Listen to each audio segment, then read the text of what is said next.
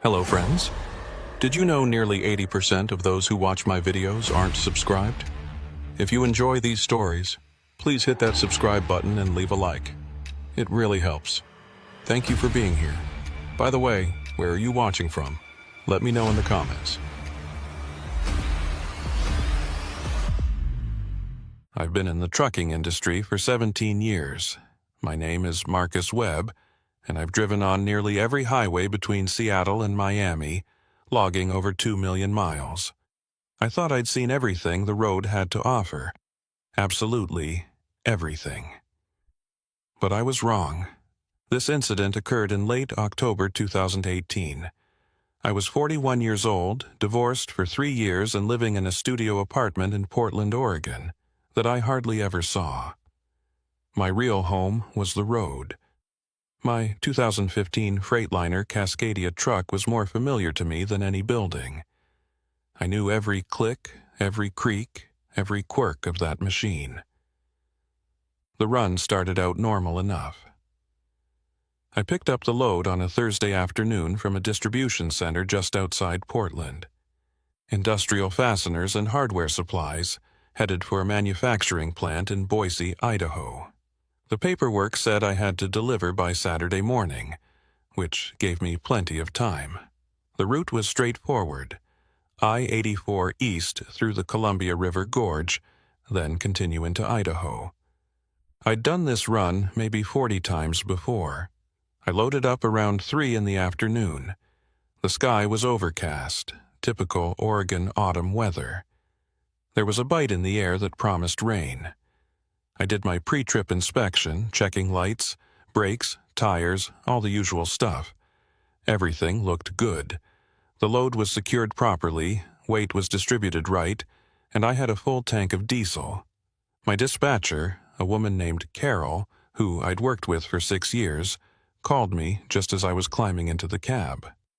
"Marcus, you got the manifest?" "Yeah, Carol, I'm all set." "Weather's supposed to get rough tonight. There's a system moving in from the coast. Might want to keep an eye on that." "Will do. I'll call you when I'm halfway." "Drive safe." I pulled out of the lot around 3:30 p.m. Traffic through Portland was its usual mess, but I didn't mind. I had my thermos of coffee, a bag of sunflower seeds, and my playlist of old country music. Merle Haggard was singing about Mama Tried as I merged onto I-84. The first couple hours were unremarkable. I passed through the gorge as the sun started getting lower in the sky. The Columbia River was gray and choppy on my right. The cliffs rose up on both sides of the highway, covered in patches of autumn color. A few other trucks passed me going the opposite direction. I recognized one driver, a guy named Pete, who I'd met at a truck stop in Baker City a few months back. We exchanged a flash of our high beams in greeting. By 6 o'clock, I was past Hood River. The sun had set, and the darkness came on quick. The overcast sky meant no stars, no moon, just blackness beyond my headlights. The temperature dropped too. My dashboard thermometer read 42 degrees. Traffic thinned out considerably. This stretch of I-84 wasn't heavily traveled at night, especially on a Thursday. I'd see another vehicle maybe every 10 or 15 minutes, mostly other trucks, occasionally a car. The road curved and climbed gradually as I moved away from the river. Around 7:30, I stopped at a rest area near Cascade Locks to use the bathroom and grab a quick bite. The rest area was nearly empty. Just one RV, parked in the far corner, and a sedan with Oregon plates. The family area was deserted. Fallen leaves scattered across the pavement, scraping and tumbling in the wind. I used the restroom, stretched my legs, ate a sandwich I'd packed that morning. The wind had picked up.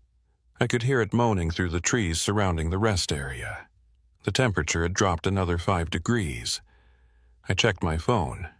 Still had decent signal. Nothing important in my messages. My ex-wife had sent a text about our daughter's basketball game. I'd missed it, of course. I always miss them. I climbed back in the cab and got back on the road. The coffee was working its magic. I felt alert, focused.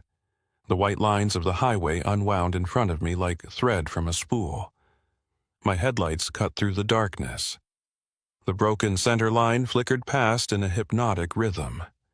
The radio played classic rock. I sang along to songs I'd heard 1,000 times. The cabin was warm and comfortable. This was the part of the job I actually liked.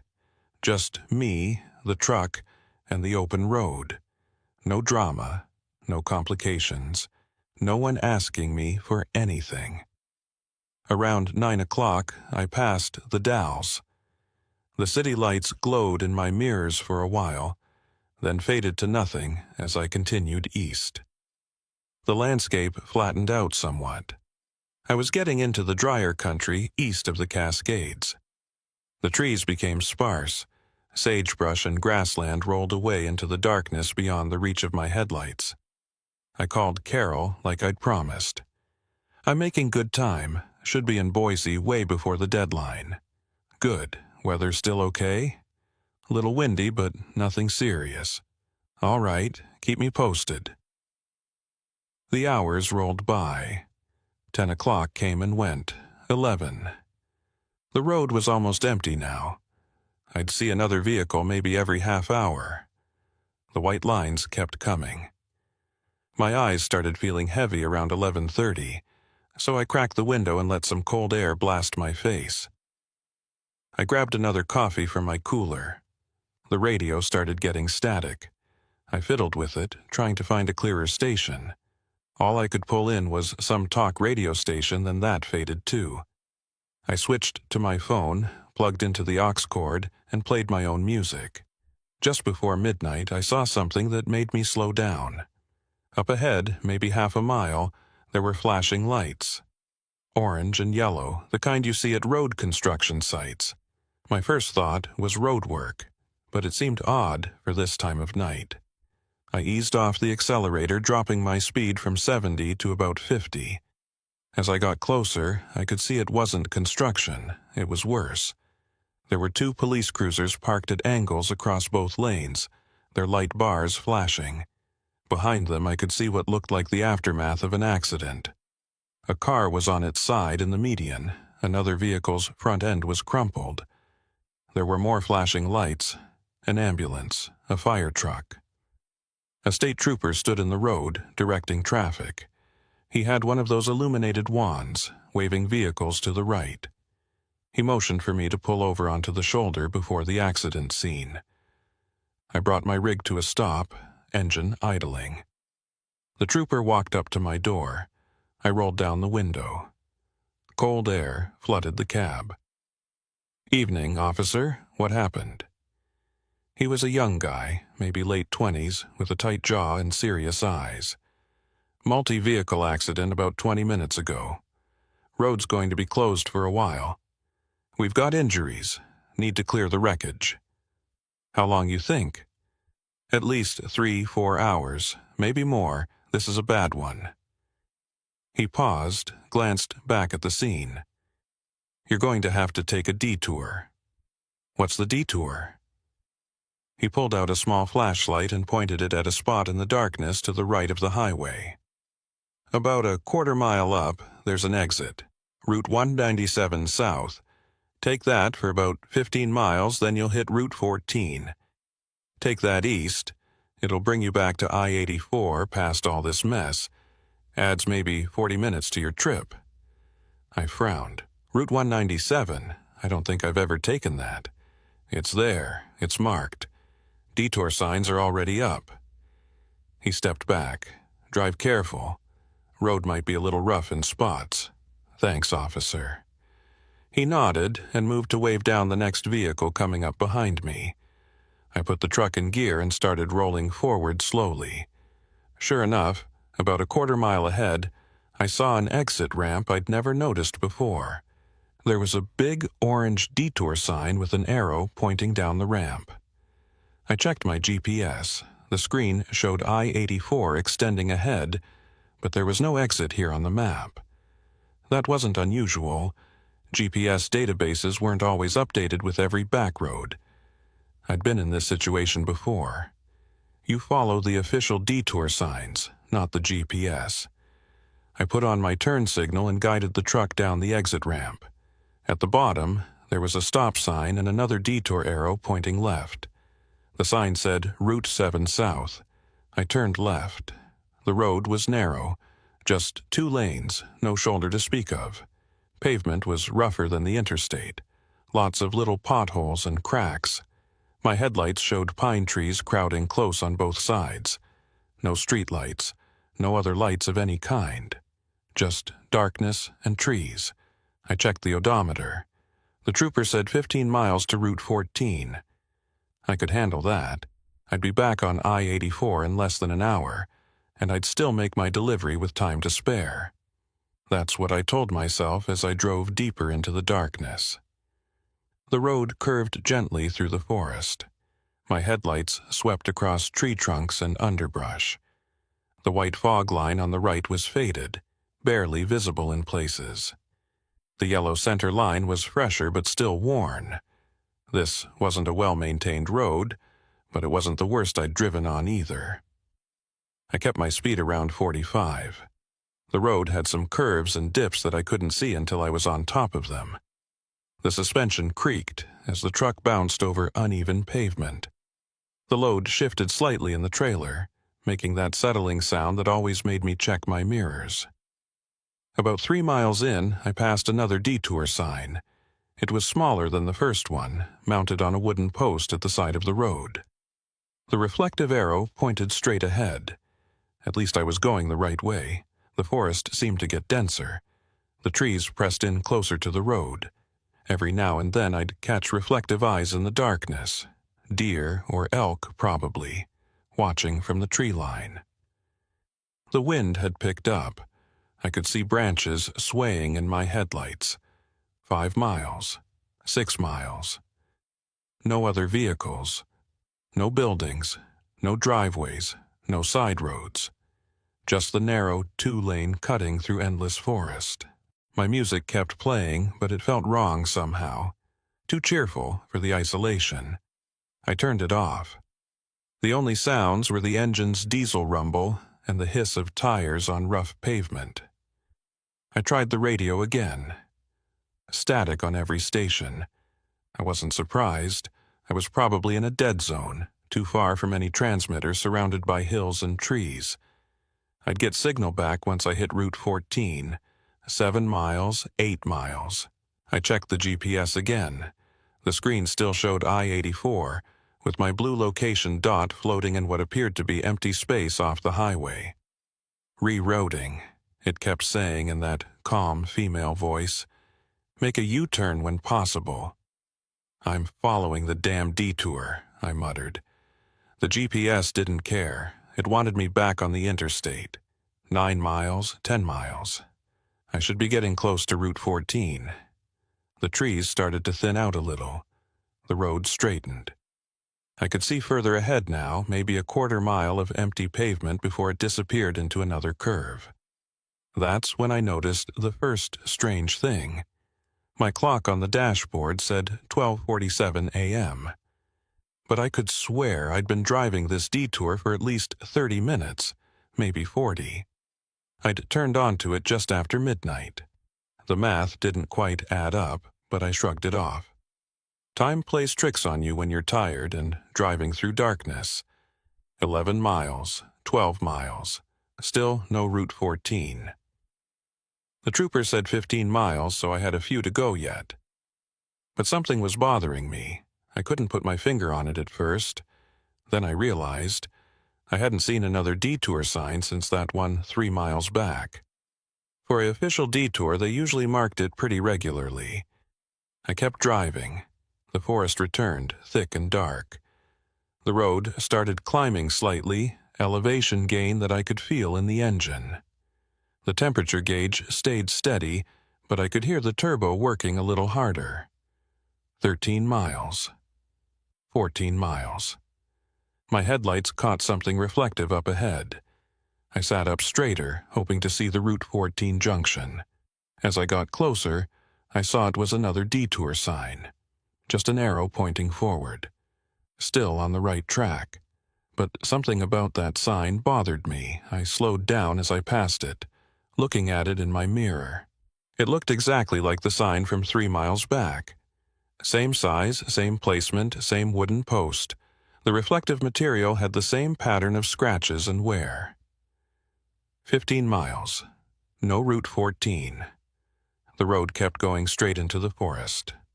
I slowed to about 35, looking for any kind of junction or intersection. Nothing.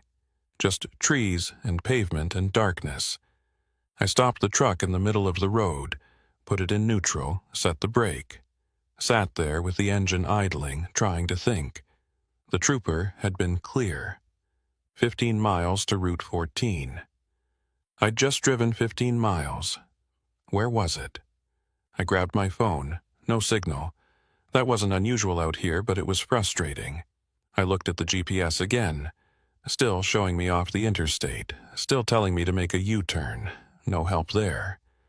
Okay, I thought. Maybe I miscounted. Maybe it was further than 15 miles. I'd keep going. The detour had to connect eventually. I couldn't be the only one they'd sent this way. Other drivers would be coming through. I released the brake and started driving again. 16 miles, 17 miles. The road surface got worse. More potholes, larger cracks. I had to slow down to 30 to avoid jarring the load too badly. 18 miles. Another detour sign, same as the others, arrow pointing forward. As I passed it, I felt a chill that had nothing to do with the temperature. That sign looked exactly like the previous one. And I mean exactly. Same scratches, same pattern of wear on the reflective surface, same slight tilt to the left on its wooden post. I told myself I was being paranoid. Mass-produced signs all look similar. The lighting and angles were playing tricks, but I didn't really believe that. 19 miles. 20 miles. The road crested a hill and started descending. Through the trees on the right, I caught a glimpse of something that might have been a valley or clearing, but it was too dark to be sure. That's when I saw the rest area. It appeared suddenly on the right side of the road. A small, paved lot with a single picnic shelter and what looked like an outhouse. There was no sign announcing it, no facilities listed. Just this little pull-off in the middle of nowhere. What made me really notice it, though, was the car. It was parked under the picnic shelter, a dark sedan, maybe dark blue or black. Hard to tell in the poor lighting. There was a single light on a pole, but it was dim and flickering, casting uncertain shadows. I slowed way down, almost to a crawl, looking at that car. The windows were dark. I couldn't tell if anyone was inside. The car was just sitting there, perfectly still, in the middle of this isolated rest area on a road that supposedly led to Route 14, but didn't seem to actually go anywhere. Every instinct told me to keep driving. This wasn't my problem. Someone probably broke down and called for help, was waiting for a tow truck. Nothing strange about that, but something was strange. The car looked wrong somehow. The way it sat, the angle, the complete stillness. And why would anyone park under the shelter instead of in one of the regular parking spots? I drove past slowly. In my mirror, I watched the dim light and the dark car recede into the distance. The whole scene gave me a sick feeling in my stomach. 21 miles. 22 miles. The road seemed to go on forever. I checked my fuel gauge, still 3/4 of a tank. Not worried about running out, but definitely worried about where this road was actually taking me. My phone buzzed.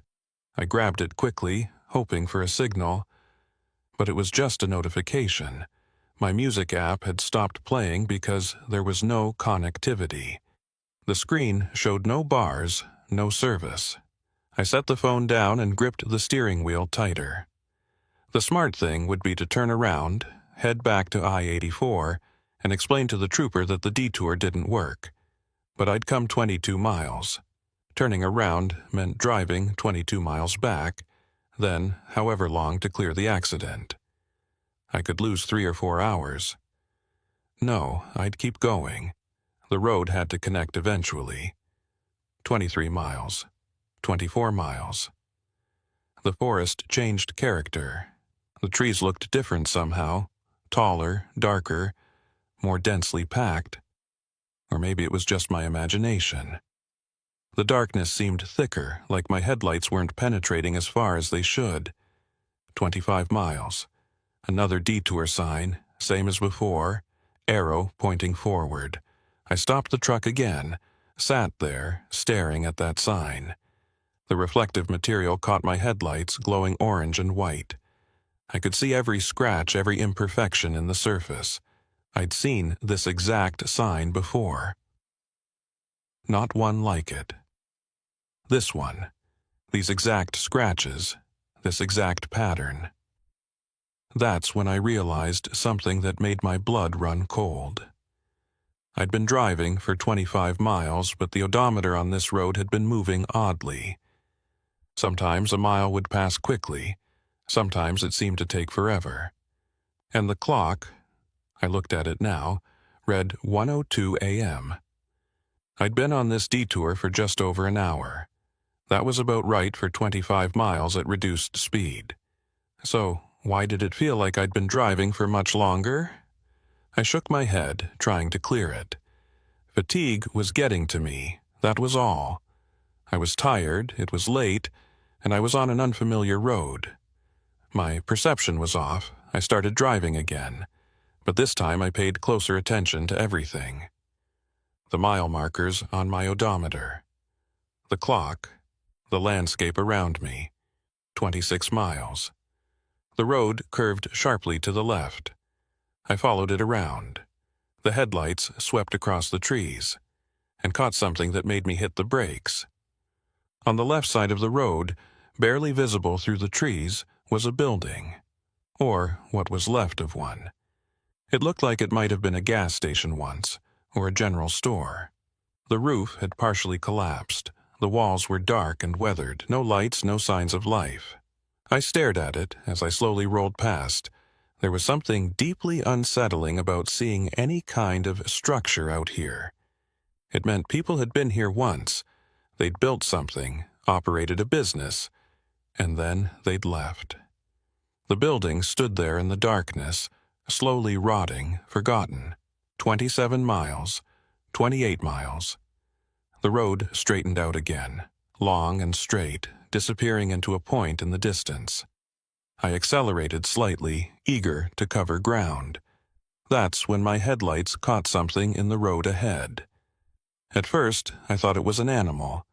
My foot went to the brake automatically, but as I got closer, I saw it wasn't an animal. It was a traffic cone.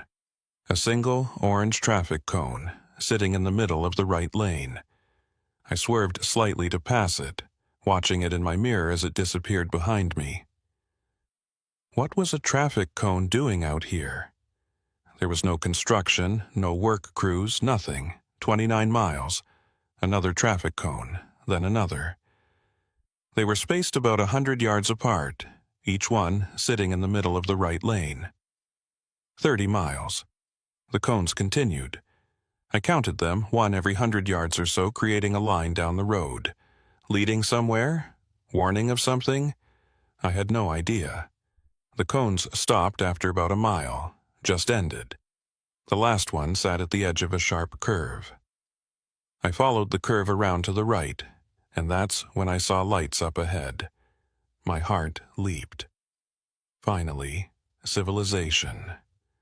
Route 14, or a town or something. I pressed the accelerator, eager to reach those lights. As I got closer, my excitement died. The lights weren't from a town or an intersection.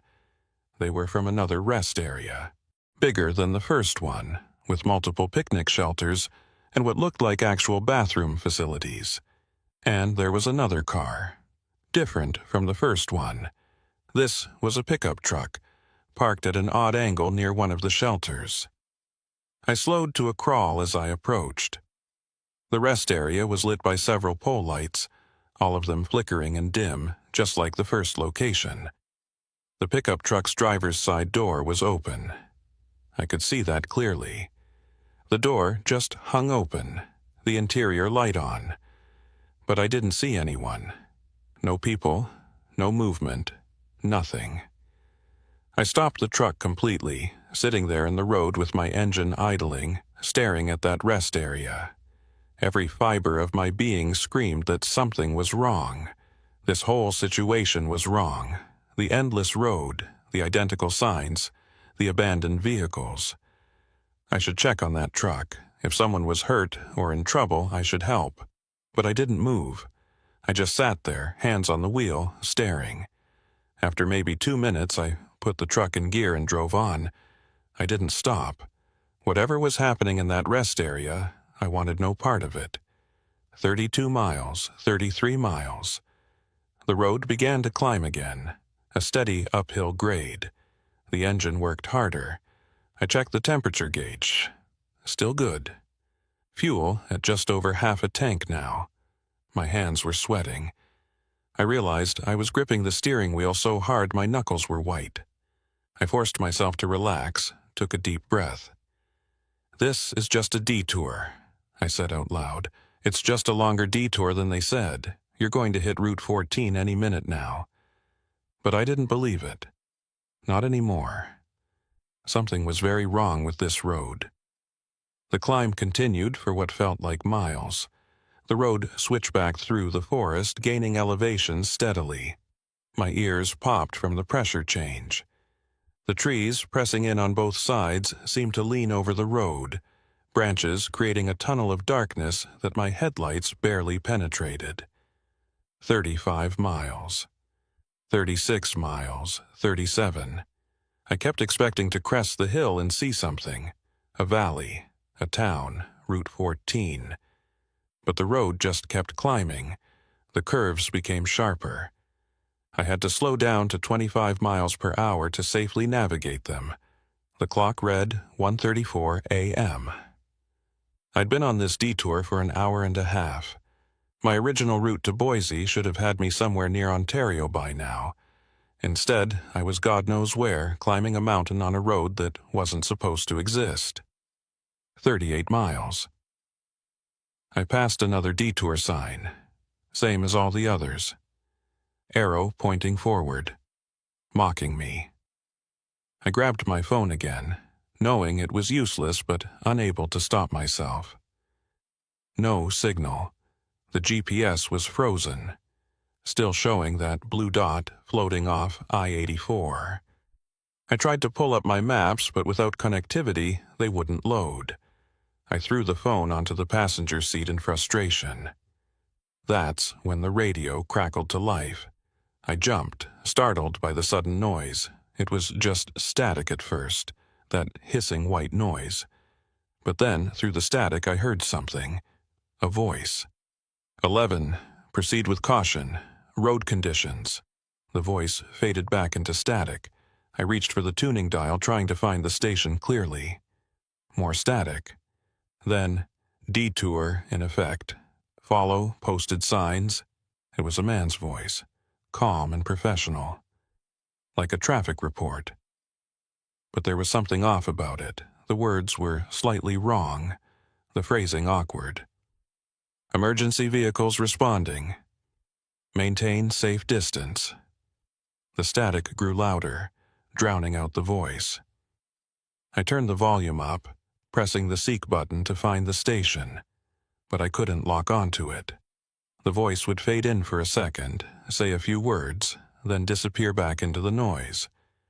Route 197, exercise extreme caution. Okay, so I was still on Route 197. The broadcast was talking about this road. That meant someone knew about this detour, was monitoring it. That should have been reassuring. But it wasn't. Because every few seconds the voice would repeat the same phrases. Not exactly the same, the words varied slightly, but the same general information delivered in the same tone. 11. Road conditions. Emergency vehicles. over and over, like a loop, like a recording that had been spliced together. I turned the radio off. The silence was better than that creepy, repetitive broadcast. 39 miles, 40 miles. The road finally crested the hill. I accelerated slightly, relieved to be going downhill now. The slope was gradual at first, then steeper. I had to use my brakes to keep the speed reasonable. The last thing I needed was to lose control on this nightmare road. As I descended, I started to see something through the trees ahead. Lights. Lots of them. My heart rate quickened. Finally, a town. Had to be. 41 miles. 42 miles. The lights grew brighter. I could make out individual points now. Street lights maybe, or building lights. 43 miles. The road leveled out and straightened. The trees pulled back from the roadside. And I saw what the lights were. It wasn't a town, it was a truck stop, a big one, with multiple fuel islands, a large parking lot, a building that looked like it housed a restaurant and store. Lights blazed everywhere. Over the pumps, in the lot, on the building, along the road frontage. But something about it looked wrong. The lights were too bright, too white, fluorescent and harsh. And there was no one there. Not a single vehicle in the lot. Not a person in sight. Just this massive, fully lit facility sitting empty in the middle of nowhere. I slowed to about 15 miles per hour as I approached. There was an entrance on the right, a wide driveway leading to the fuel islands. A big sign over the entrance read Interstate Fuel in red letters. I almost pulled in. I needed fuel eventually, and this was a truck stop. But my instincts screamed at me not to. The place looked operational, all those lights, but it felt abandoned, like a movie set or a facade. I drove past slowly, looking at everything. The fuel islands were clean, the pumps looked new, the building's windows were dark despite all the exterior lights. I couldn't see inside. There was a door marked Entrance that appeared to be closed. No prices posted on the pumps, no vehicles in the lot, no trash in the garbage cans, no signs of life whatsoever. As I passed the far end of the property, I looked in my passenger side mirror. The truck stop blazed with light behind me, an island of artificial brightness in the darkness. Then, as I watched, all the lights went out at once. Complete darkness, like someone had flipped a master switch. The truck stop disappeared, swallowed by the night. I felt my skin crawl. I pressed the accelerator, not caring any more about rough pavement or curves. I needed to put distance between me and that place. 44 miles. 45 miles. The road entered the forest again, and I was almost grateful for it. At least trees were normal, natural. My hands were shaking. I realized I'd been holding my breath. I forced myself to breathe normally to calm down. "You're tired," I said out loud. "You're seeing things. That truck stop probably just closed. Automatic lights on a timer." But I knew that wasn't right. No truck stop closes. They're open 24 hours, that's the whole point. 46 miles. 47 miles. I checked the clock again. 1:51 a.m. The numbers glowed red on the dashboard. I stared at them, trying to remember what time I'd started this detour. Just after midnight. Call it 12:05. So I'd been driving for almost 2 hours. 47 miles in 2 hours. That averaged out to about 23 miles per hour. That made sense given the road conditions and the hill. So why did it feel like I'd been on this road for much, much longer? 48 miles. Another detour sign. Arrow forward. I didn't even slow down anymore. What was the point? 49 miles. 50 miles. I was 50 miles from where I'd started this detour. 50 miles on a route that was supposed to be 15, and still no Route 14, no I-84, No civilization except that creepy truck stop with its lights that turned off all at once.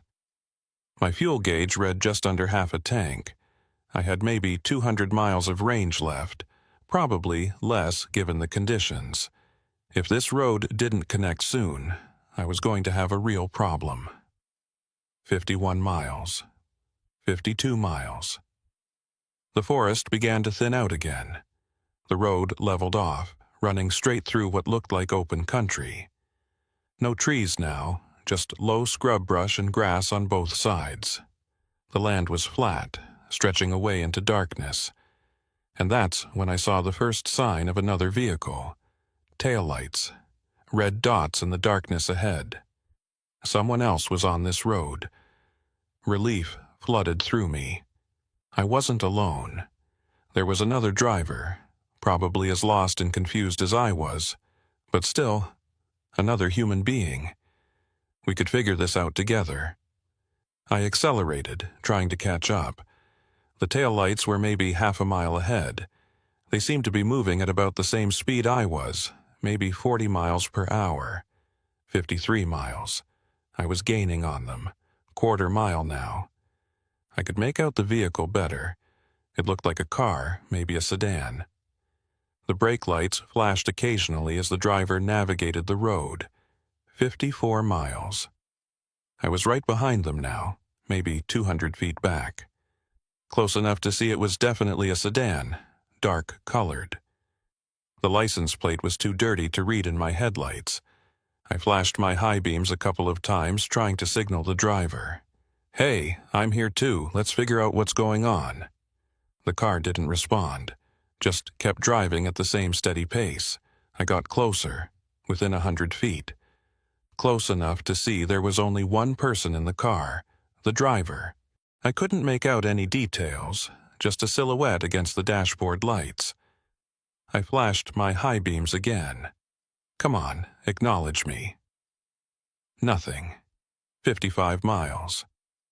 We drove in a convoy now, the sedan ahead, my truck behind. The road continued straight across the flatland. I could see further ahead than I had in the forest, and there was nothing. Just emptiness. Then the sedan's brake lights came on.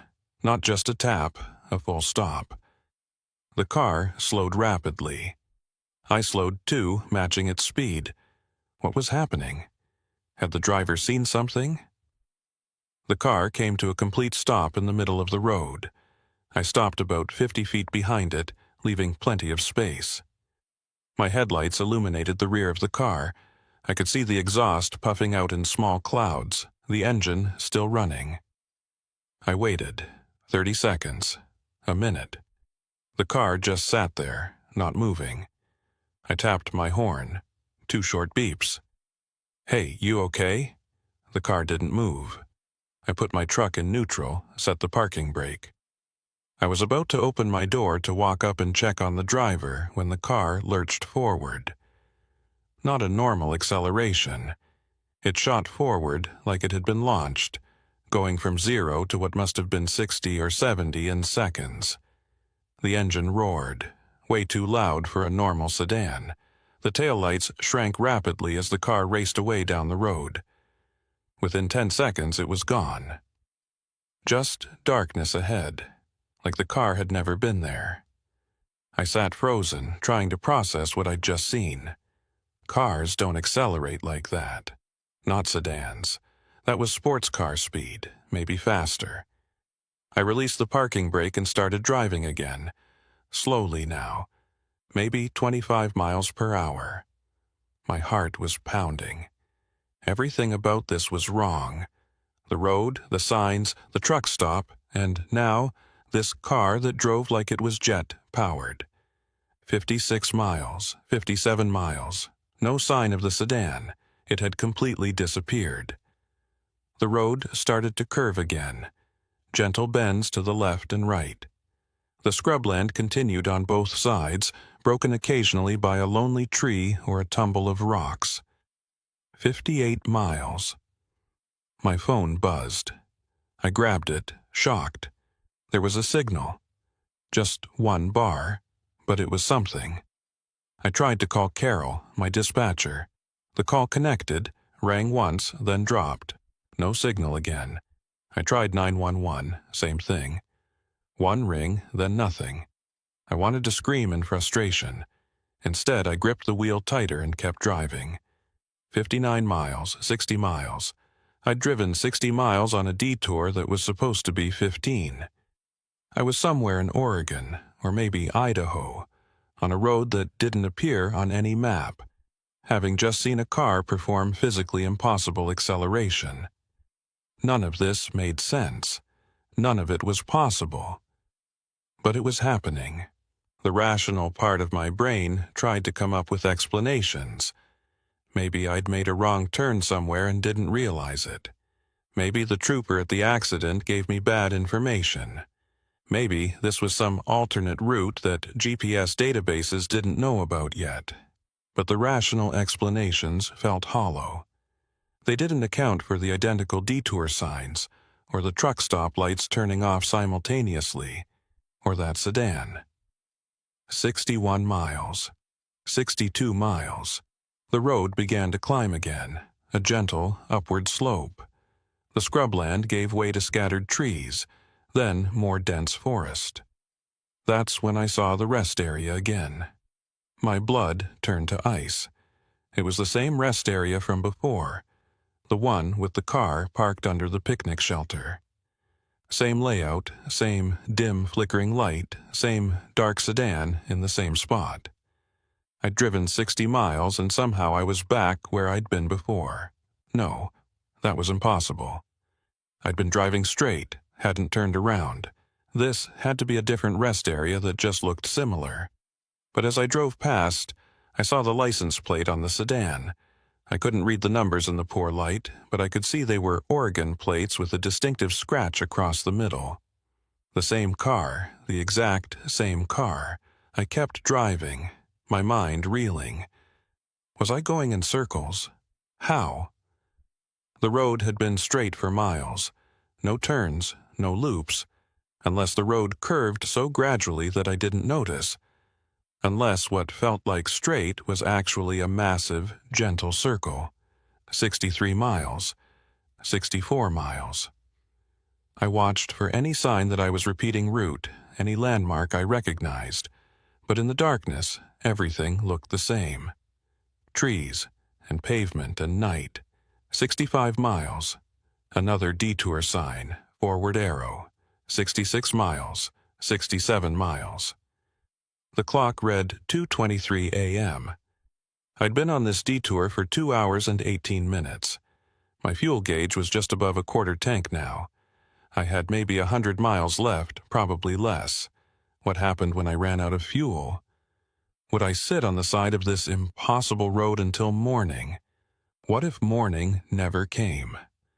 What if this road existed in some pocket where the normal rules didn't apply? I shook my head violently. "Stop it," I said out loud. "You're tired, you're panicking. There's a rational explanation." But I couldn't think of one. 68 miles. 69 miles. The road descended from the hill into a valley. I could see the land drop away on both sides, though I couldn't see the bottom. Just darkness below, like I was driving along the edge of an abyss. 70 miles. And then, finally, I saw something different. Up ahead, maybe half a mile, there was a light, not a street light or building light. This was different, orange and flickering like fire. I slowed down, approaching cautiously. As I got closer, I could see it was a barrel fire. Someone had a metal drum set up at the side of the road with a fire burning inside it. The flames licked up into the night, casting dancing shadows on the pavement. And standing next to the fire was a person. I brought my truck to a complete stop about 50 feet from the barrel. The person was illuminated by the firelight, a man wearing what looked like a road worker's vest and hard hat. He was just standing there, hands in his pockets, facing my truck. I sat there with the engine idling, trying to decide what to do. This was the first actual human being I'd seen since the trooper back at the accident. This person might have answers, might know where this road actually went, or might be something else entirely, something that just looked like a person. I shook that thought away. I was losing it. This was a road worker, probably on break, warming himself by a fire. Normal, human, real. I rolled down my window and leaned out. "Hey, you know where Route 14 is?" The man didn't respond, didn't move, just stood there staring at my truck. "I'm looking for Route 14, I called out louder. "Or any way back to I-84. Still nothing. The man's face was in shadow, the firelight behind him. I couldn't make out his features, just a dark silhouette against the flames. I put the truck in gear and rolled forward slowly, coming alongside the barrel fire. Now I was maybe 20 feet from the man, close enough to see him better. He was wearing a road worker's vest, like I'd thought, but it was old, weathered. The reflective strips faded and cracked. The hard hat looked ancient, like something from the 1970s, and the man himself, his face was wrong. Not deformed or monstrous, just wrong. The proportions were slightly off, eyes a bit too far apart, mouth a bit too wide, like someone who'd seen a picture of a human face but never actually met one had tried to recreate it. "Where does this road go?" I asked, my voice barely above a whisper. The man smiled, or tried to. His mouth stretched, showing teeth. Too many teeth. "Forward," he said. His voice was flat, emotionless. "The detour goes forward. Where does it end?" "When you get there." I felt my hands shaking on the wheel.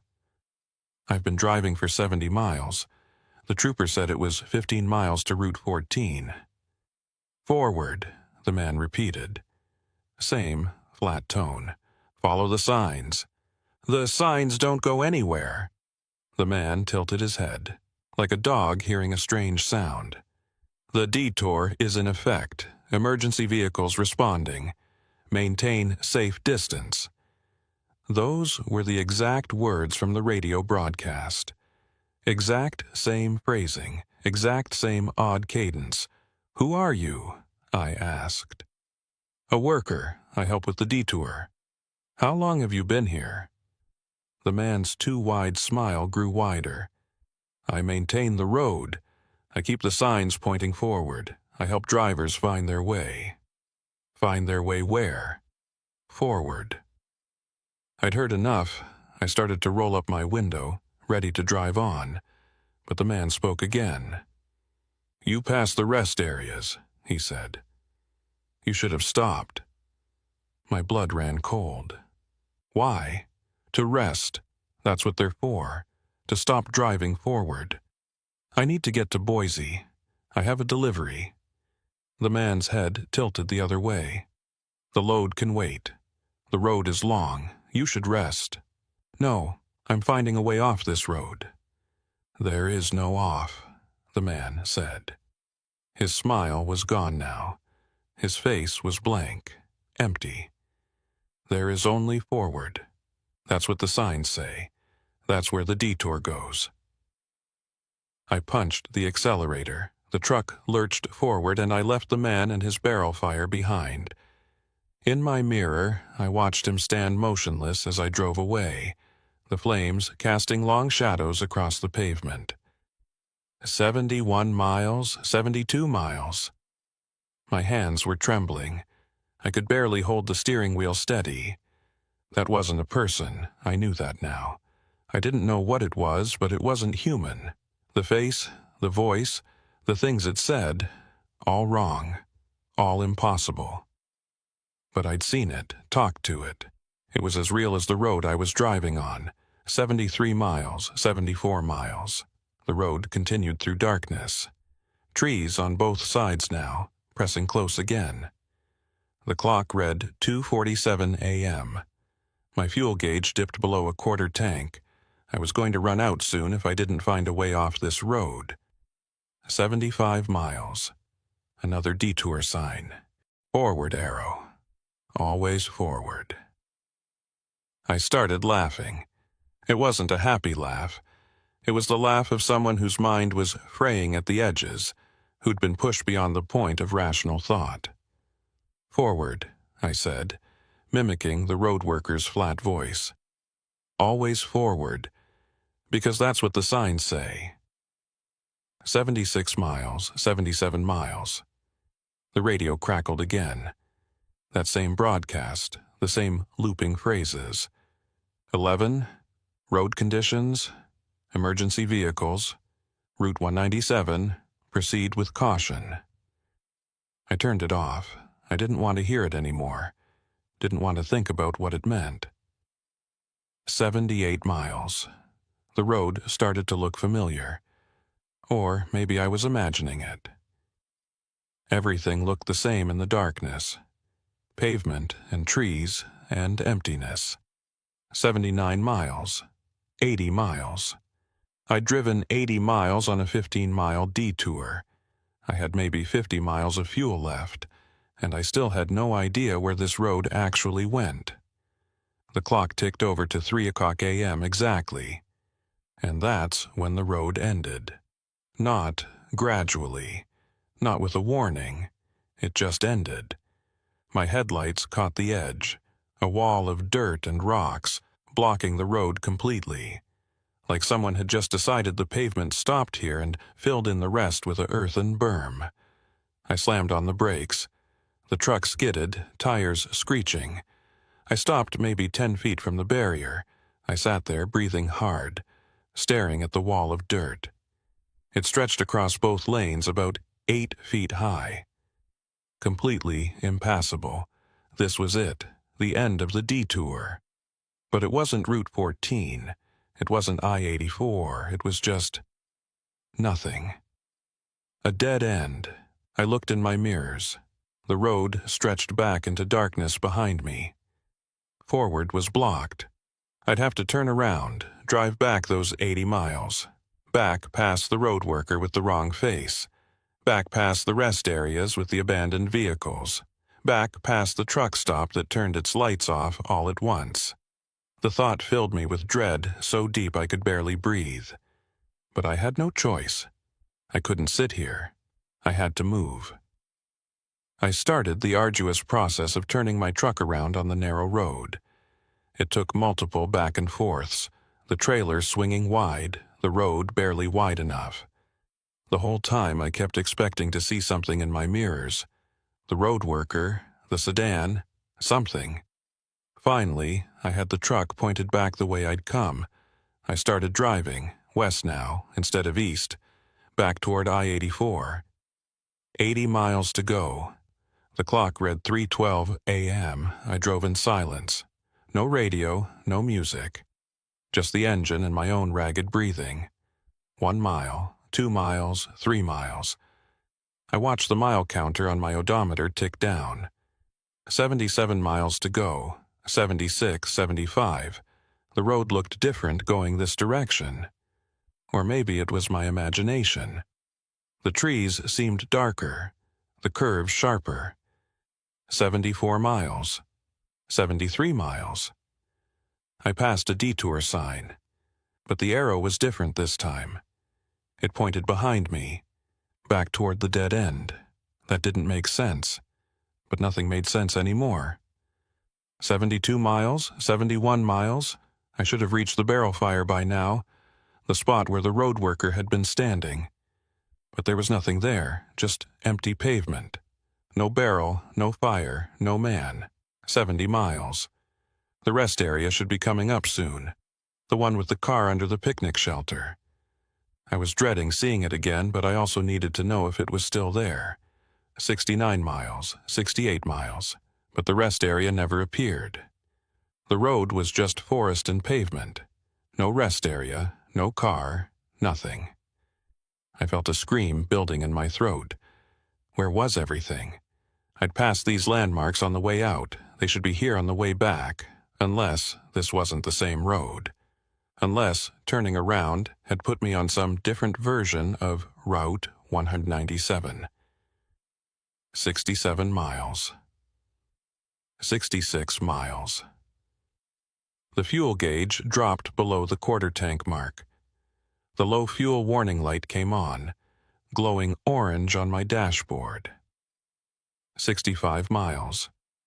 My phone buzzed again. I grabbed it so fast I almost dropped it. 2 bars of signal. 2 bars. I tried calling Carol. The phone rang, once, twice, 3 times. "Please," I whispered, "please pick up."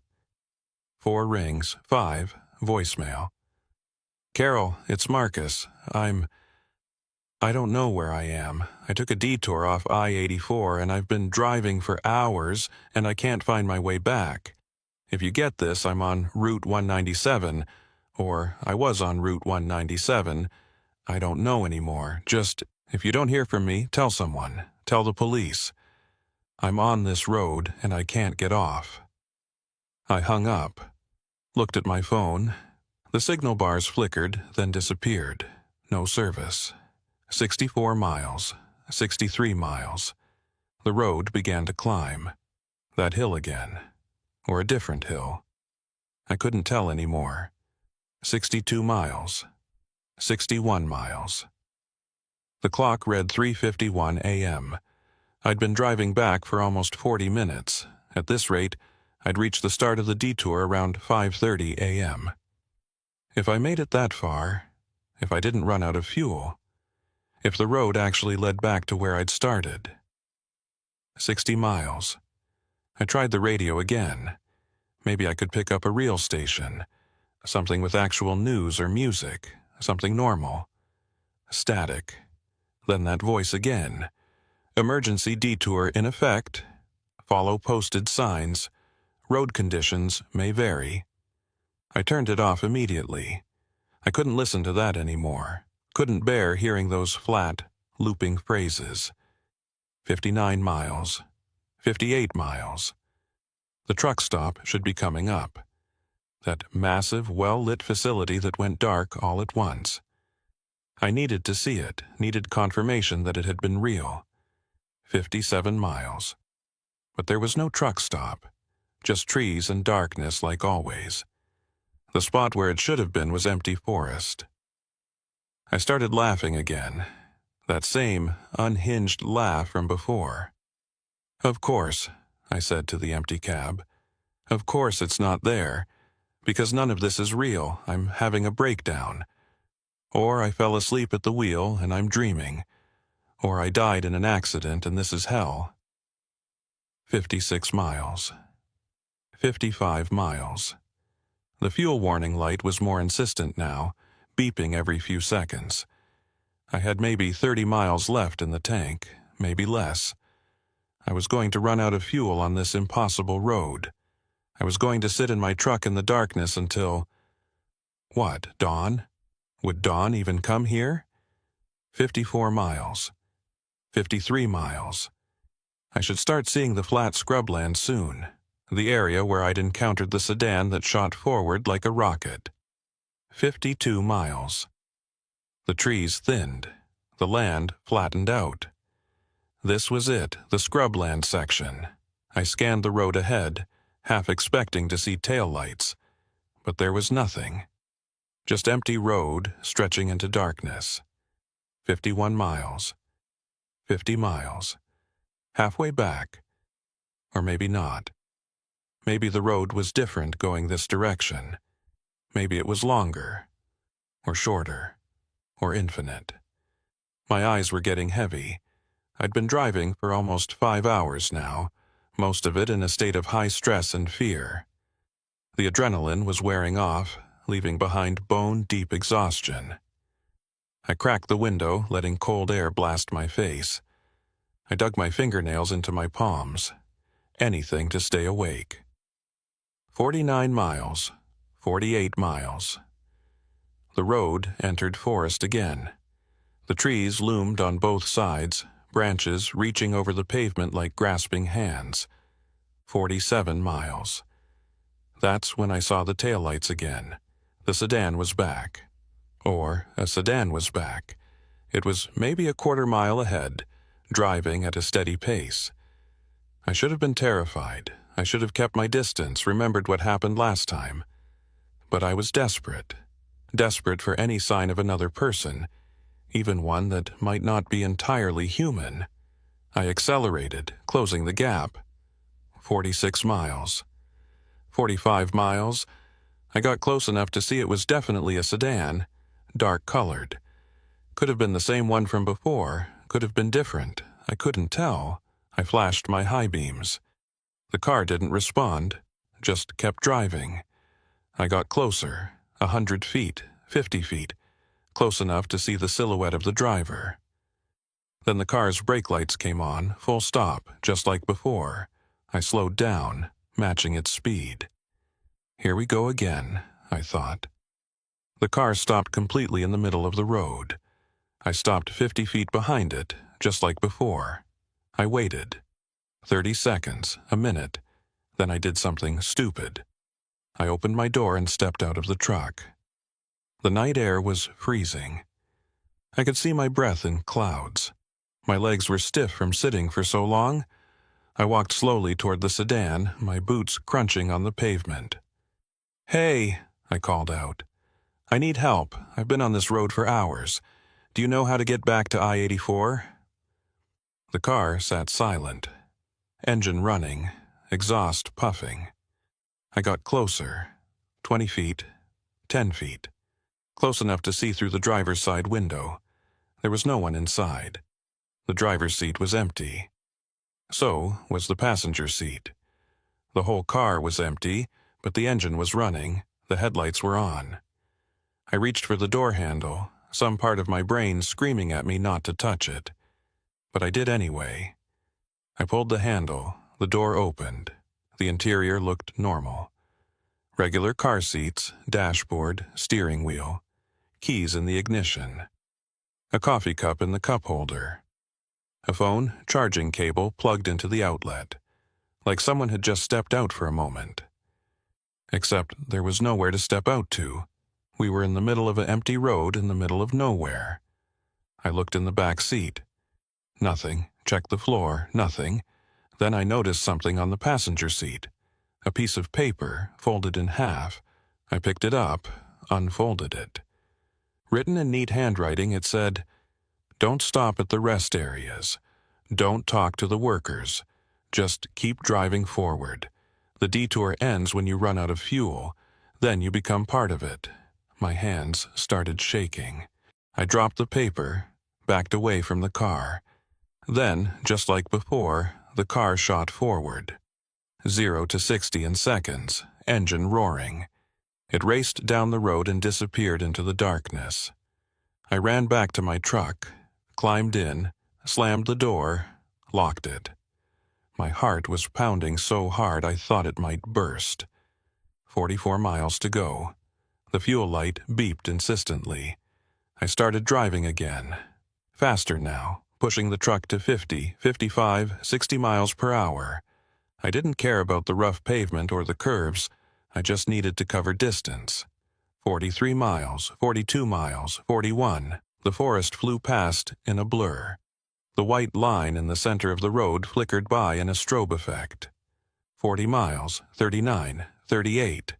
"Come on," I muttered. "Come on, come on, come on." 37 miles, 36. The fuel gauge was almost on E. The beeping was constant now. 35 miles.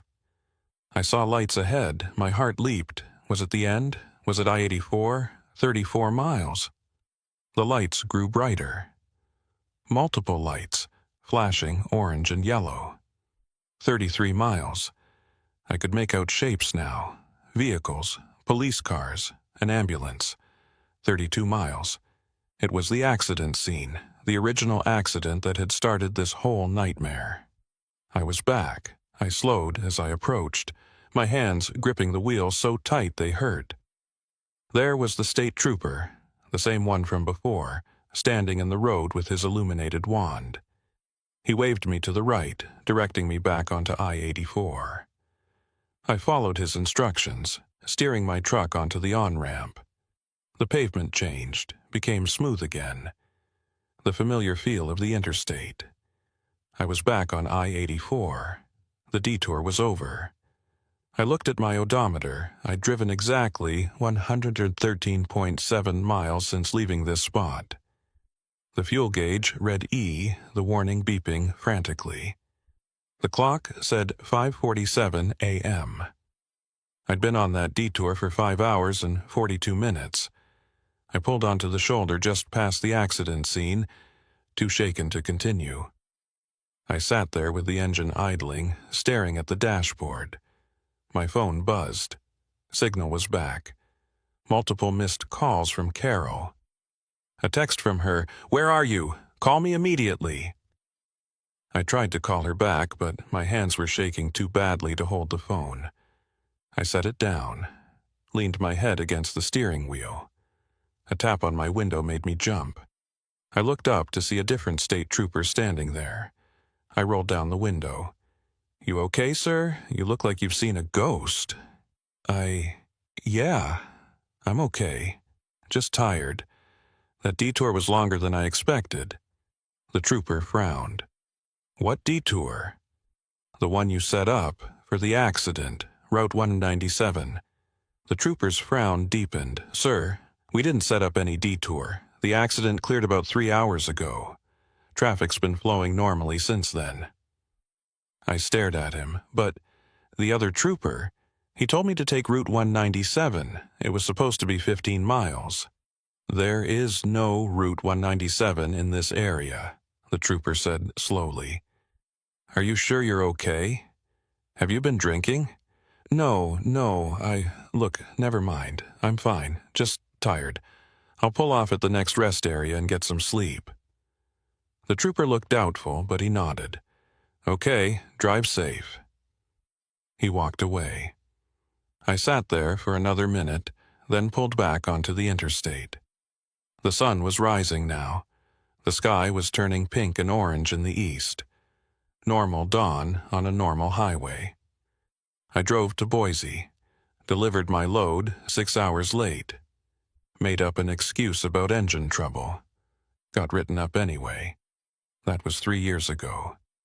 I still drive this route sometimes, I-84 through Oregon into Idaho, and every time I pass that spot, that stretch of highway where the accident was, I look for an exit to Route 197. It's never there. But sometimes, late at night, when I'm driving alone through the darkness, my radio will start crackling. And through the static, I'll hear that voice. "Detour in effect. Follow posted signs. Emergency vehicles responding." And I'll remember that note in the sedan, the one that said the detour ends when you run out of fuel, that you become part of it. I drove 113.7 miles that night. My fuel tank on that truck held 150 gallons. At the fuel efficiency I was getting, I should have run out at about 120 miles. I came very, very close. Sometimes I wonder what would have happened if I had run out. If I'd coasted to a stop somewhere on that endless road, unable to go forward or back. Would I still be there? Standing in a road worker's vest next to a barrel fire, telling confused drivers that the detour goes forward? Or would I be in one of those cars parked at a rest area, waiting for someone to find the note I'd left? I don't know. And I don't want to find out. But every time I see a detour sign now, even on normal roads in daylight, I feel that same cold dread in my stomach. Because part of me knows the truth that I can't accept. Some detours don't lead back to where you started. Some detours only go one direction. Forward, always forward. I still drive truck, I still make the Portland to Boise run, but I never drive it at night anymore. I schedule my loads for daytime arrival, even if it means less money. My dispatcher, Carol, asked me about it once. "You used to prefer night runs. What changed?" I told her I was getting older, needed better sleep. She seemed to accept that. But the truth is simpler and more terrifying. I'm afraid that one night I'll see those flashing lights again, that accident scene that shouldn't exist, That trooper who will tell me to take a detour that isn't on any map. And this time, I won't have enough fuel to make it back. The note said the detour ends when you run out of fuel, when you become part of it. I was 6 miles away from that. 6 miles from becoming something that stands by the road and smiles with too many teeth. 6 miles from becoming a warning that no one will heed. I tell myself I was lucky, that I escaped, that it was just some bizarre, isolated experience that will never happen again. But late at night, when I can't sleep, I think about that road, Route 197, the road that doesn't exist. And I wonder how many drivers are still on it, how many didn't make it back, how many are still driving forward, burning their last drops of fuel, telling themselves they'll find Route 14 just around the next curve. How many have already run out, already stopped, already become part of the detour they tried so desperately to escape. I check truck stop forums sometimes, looking for stories similar to mine. Drivers who took strange detours, who drove roads that weren't on maps. I found a few, not many, but enough to know I'm not alone. Enough to know that whatever that road was, it's still out there, still pulling in drivers, still feeding. One post stuck with me. A driver in Wyoming who took a detour off I-80, drove for hours on an unmarked road, eventually found his way back. But when he checked his fuel log, he'd burned twice as much diesel as the distance should have required. Like the road was longer than the miles indicated. Like distance worked differently there. Another driver in Nevada. His GPS stopped working during a detour. When it came back online, it showed he'd traveled over 200 miles in a direction he swore he hadn't gone. They're out there. These roads. These impossible detours that appear when you need them least and disappear when you search for them later. I don't know what they are. I don't know why they exist. I don't know if they're some natural phenomenon, or something deliberately created, or something that's always been there, hiding in the spaces between normal roads. What I know is this. If you're driving late at night and you see an accident scene with a detour sign pointing to a road you don't recognize, think very carefully before you take it. Check your fuel. Check it twice. Because you're going to need every drop to get back. And if you do take that detour, if you find yourself on a dark road with identical signs and a nagging sense that something is fundamentally wrong, do not stop. Not at rest areas. Not for people standing by fires. Not for abandoned cars. Just keep driving forward. Watch your fuel gauge, and pray you make it back before it hits E. Because once you run out, well, then you're part of the detour too. Then you're the one standing by the fire, wearing an old road worker's vest, smiling with too many teeth, telling the next terrified driver that the detour only goes forward, forever forward, into the endless dark.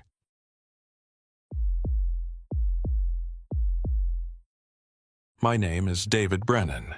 I'm 47 years old, and I've been driving long-haul trucks for 22 years. Before that, I spent 6 years in the Army as a transport specialist. Driving is what I know. It's what I'm good at. It's the only thing that's ever made sense to me. This happened in March of 2016, early spring, when winter still had its claws in the northern states but was starting to loosen its grip.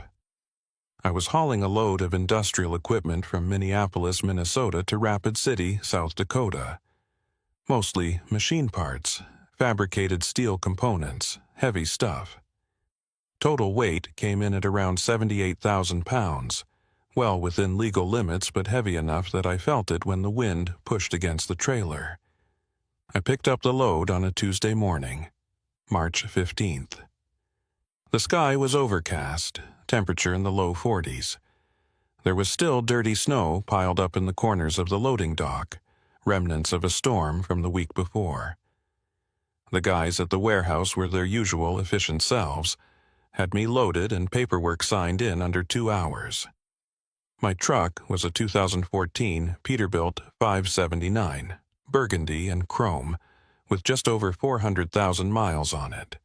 I'd bought it used 3 years earlier, and it had been good to me. Regular maintenance, no major breakdowns. I knew every sound it made, every vibration, every quirk. When you spend 60, 70 hours a week in a vehicle, it becomes an extension of yourself. The route was straightforward. I-94 west out of Minneapolis, through the western Minnesota prairie, across the border into South Dakota, then continue on I-90 west toward Rapid City. Total distance about 550 miles. I planned to make it in one shot, maybe stop for fuel and food once, arrive late evening. I pulled out of the warehouse at 10:30 a.m. Traffic through the Twin Cities was moderate for a Tuesday. I made my way through the industrial areas, merged onto I-94, and settled into the rhythm of the road. The cab was warm, coffee was hot, and I had a full playlist of audiobooks ready to go. I was listening to a thriller novel, something about a detective tracking a serial killer. Entertaining enough to keep my mind occupied, but not so gripping that I'd lose focus on driving. The first couple hours were unremarkable. I passed through St. Cloud around noon, stopped at a truck stop just past there to use the restroom and grab a sandwich. The place was busy, lot full of trucks, drivers coming and going. I recognized a couple guys I'd seen at other stops over the years.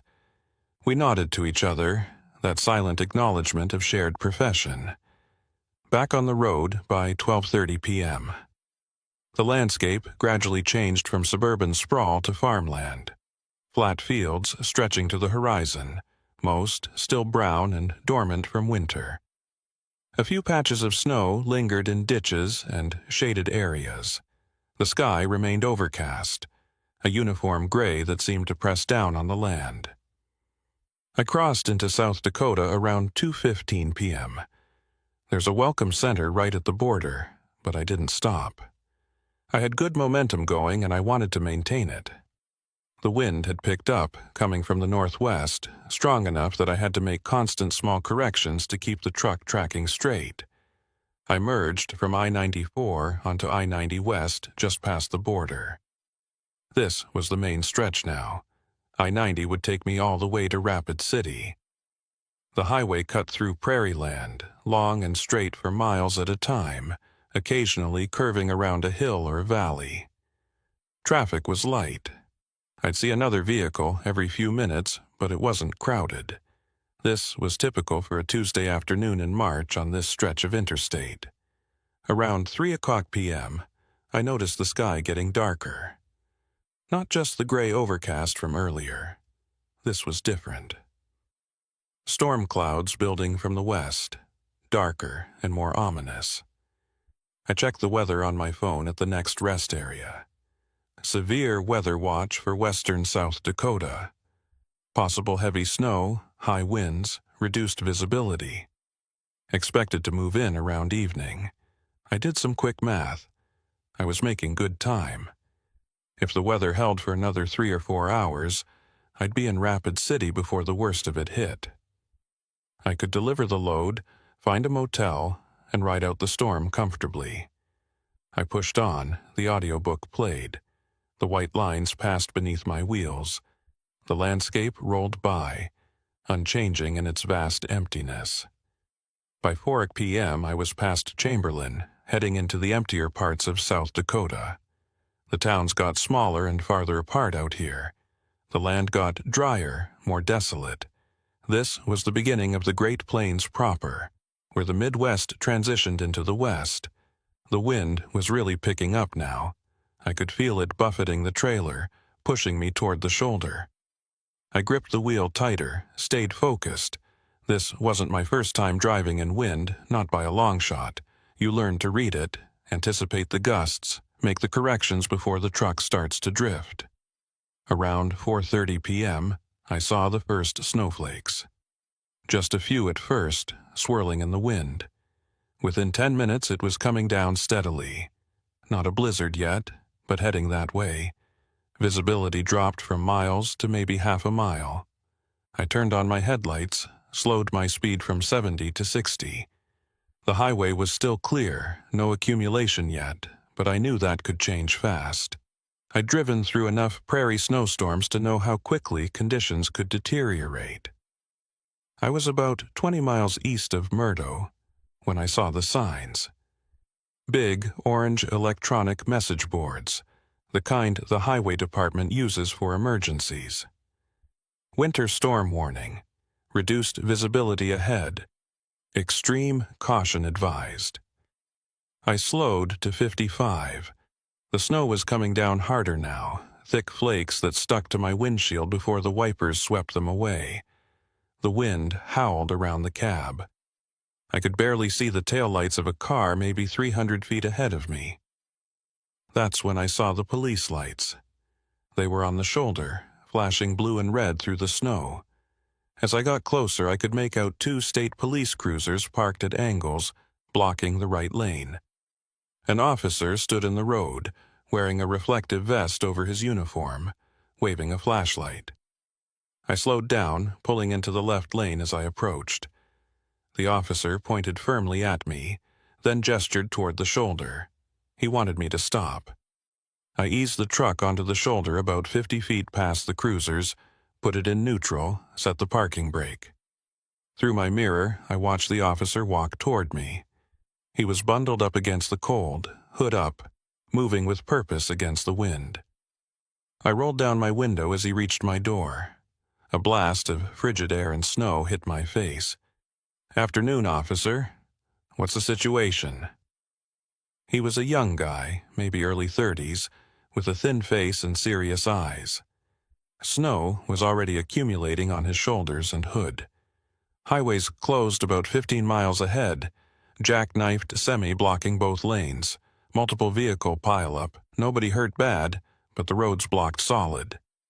How long until it's clear? Could be hours. This weather's not helping. We've got wreckers coming, but it's slow going. He pulled out a small laminated map from inside his vest. "You're going to have to take a detour." I frowned. A detour? Out here? There wasn't much out here. Just prairie and the occasional ranch road. But the officer was already pointing at the map. "There's a county road about a mile ahead on the right. County Road 47. Take that south for about 30 miles, then pick up State Route 183 west. That'll bring you back to I-90 about 40 miles down the road, past the accident site." I looked at where he was pointing. The map showed a network of smaller roads branching off from the interstate. County roads, state routes, the kind of backroads that connected small towns and ranches. That's going to add what, an hour to my trip? Probably. But it's better than sitting here waiting. The pileup is bad, could take 4 or 5 hours to clear. I thought about it. An extra hour versus potentially 4 or 5 hours of sitting on the shoulder in a snowstorm. Easy choice. All right, County Road 47, then Route 183 west. That's right. Road should be passable. Might be some snow on it, but nothing you can't handle. He stepped back from my door. "Drive careful. Weather's supposed to get worse before it gets better." "Will do, thanks, officer." He nodded and turned back toward his cruiser, head down against the wind and snow. I rolled up my window, grateful for the warmth of the cab. I released the parking brake and eased back onto the highway. The snow was coming down even harder now, visibility down to maybe a quarter mile. My wipers were working overtime, but snow kept building up at the edges of the windshield. I watched my odometer. 1 mile. There, on the right, a green highway sign barely visible through the snow. County Road 47. 1 mile. The exit came up quickly. It was a simple off-ramp, curving down to a stop sign at a T intersection. The county road ran perpendicular to the interstate, heading south into what looked like empty prairie. I made the turn and started down the exit ramp.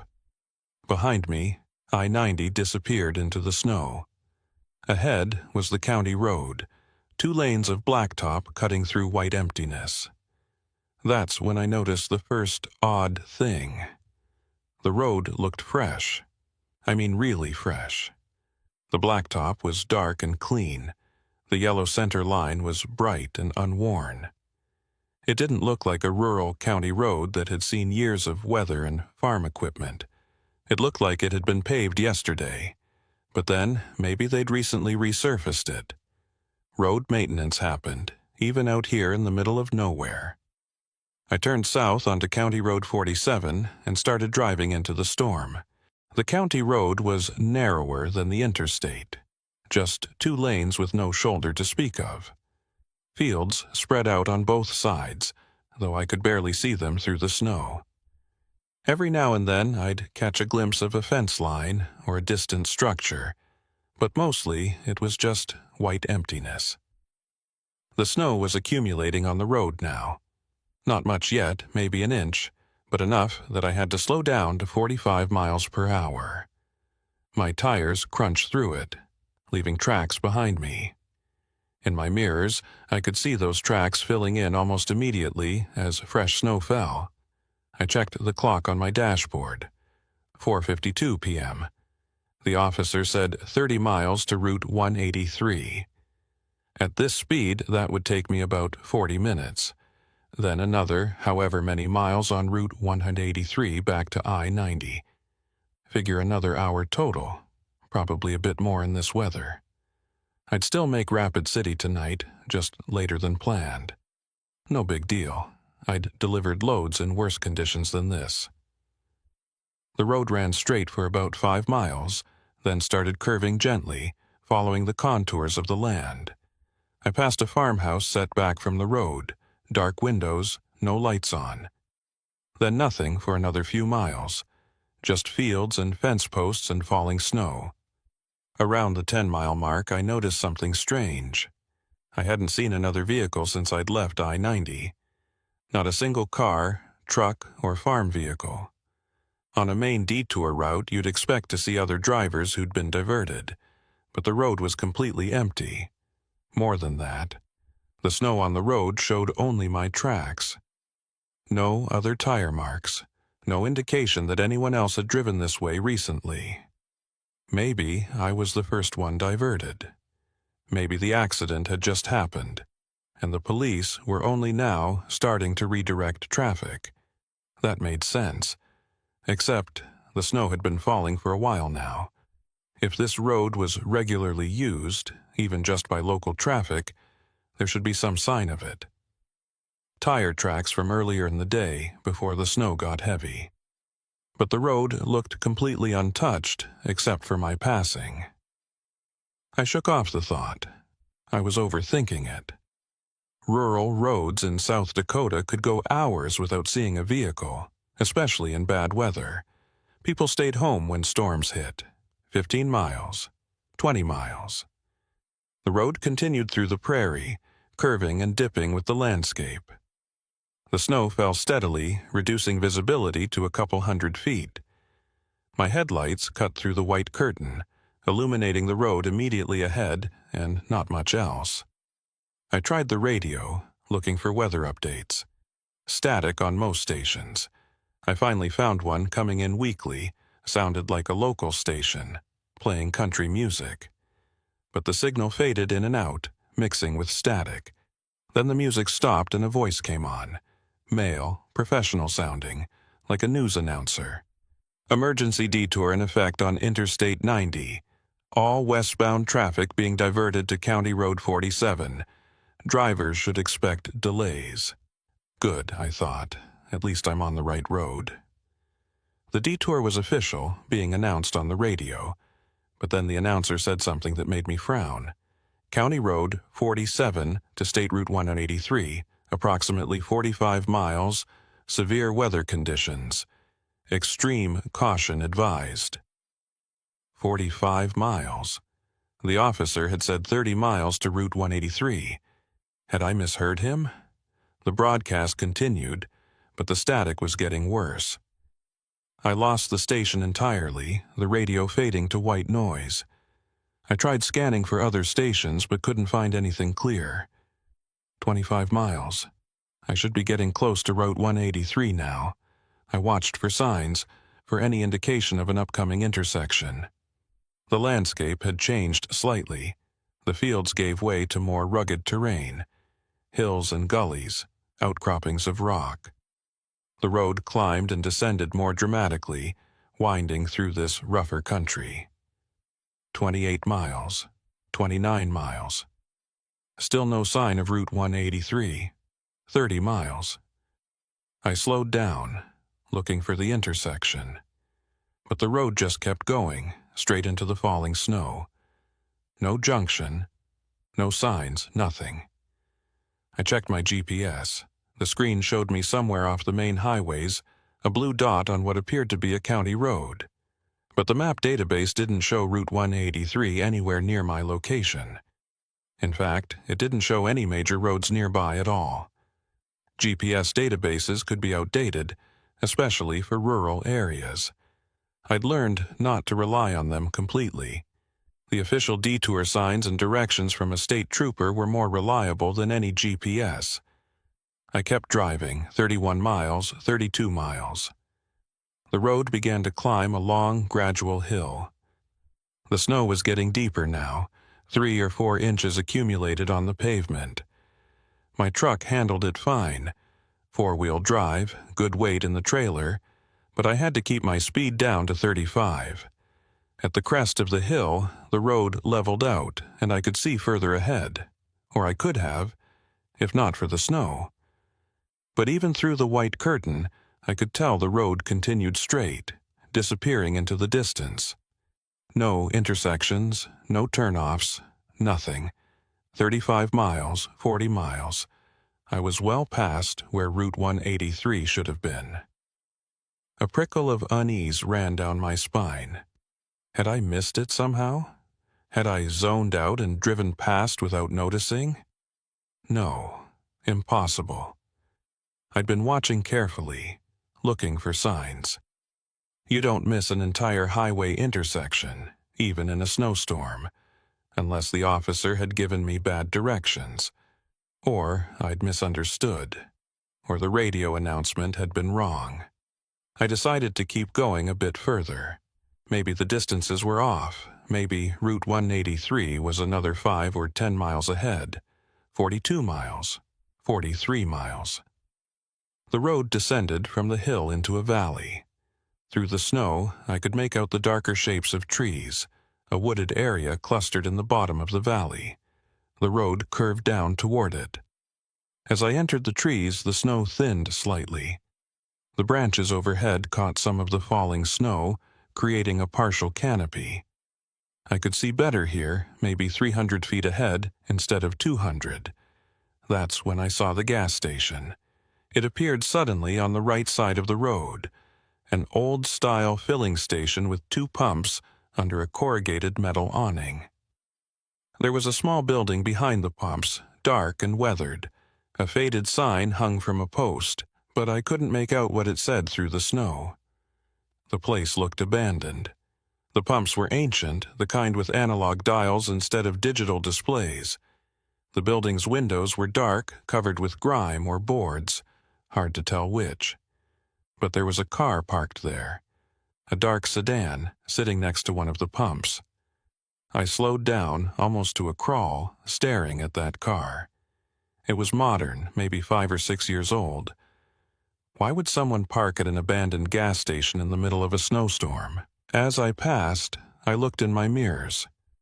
The car sat there, motionless. No exhaust from the tailpipe, no lights, no movement. Just sitting there like it had been parked and forgotten.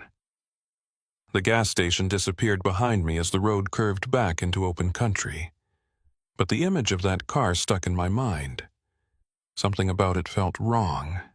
Not threatening exactly, just off, out of place. 45 miles. 46 miles.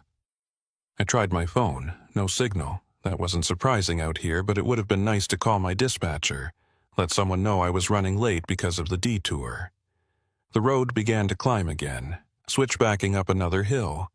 The snow was really piling up now, 5 or 6 inches deep. My truck plowed through it, engine working hard, but I could feel the weight of the trailer dragging. 48 miles, 49 miles.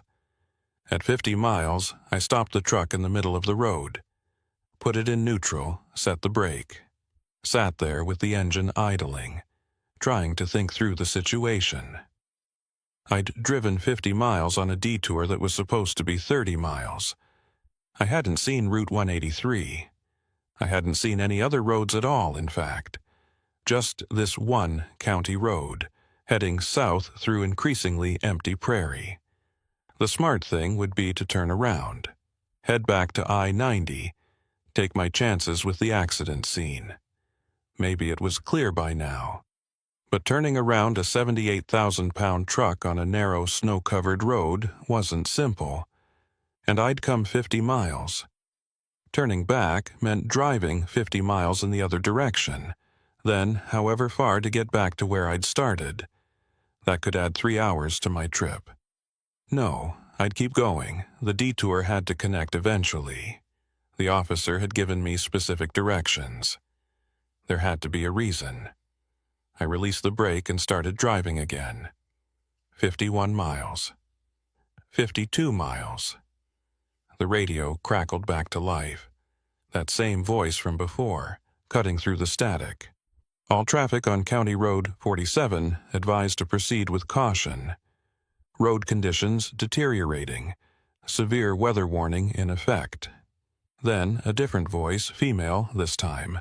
State Route 183 junction, approximately 12 miles ahead. Drivers should reduce speed and watch for signs. 12 miles ahead? I'd already driven 52 miles. That would put Route 183 at 64 miles total, more than double what the officer had told me.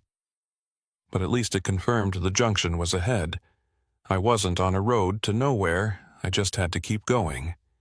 The broadcast faded back to static. I turned the radio off. 55 miles, 60 miles. The landscape changed again. The hills flattened out into high plains. The trees disappeared. Just flat, featureless prairie stretching in all directions, barely visible through the snow. And that's when I noticed the tire tracks. They were faint, already filling with snow, but I could see them in my headlights. Other tire tracks running alongside mine. Proof that another vehicle had come this way. Relief washed over me. I wasn't alone out here. Someone else had taken this detour probably not long ago. I followed the tracks, feeling less anxious now. If someone else had come through, that meant the road was passable, that it led somewhere. But then, after about 2 miles, the tracks ended.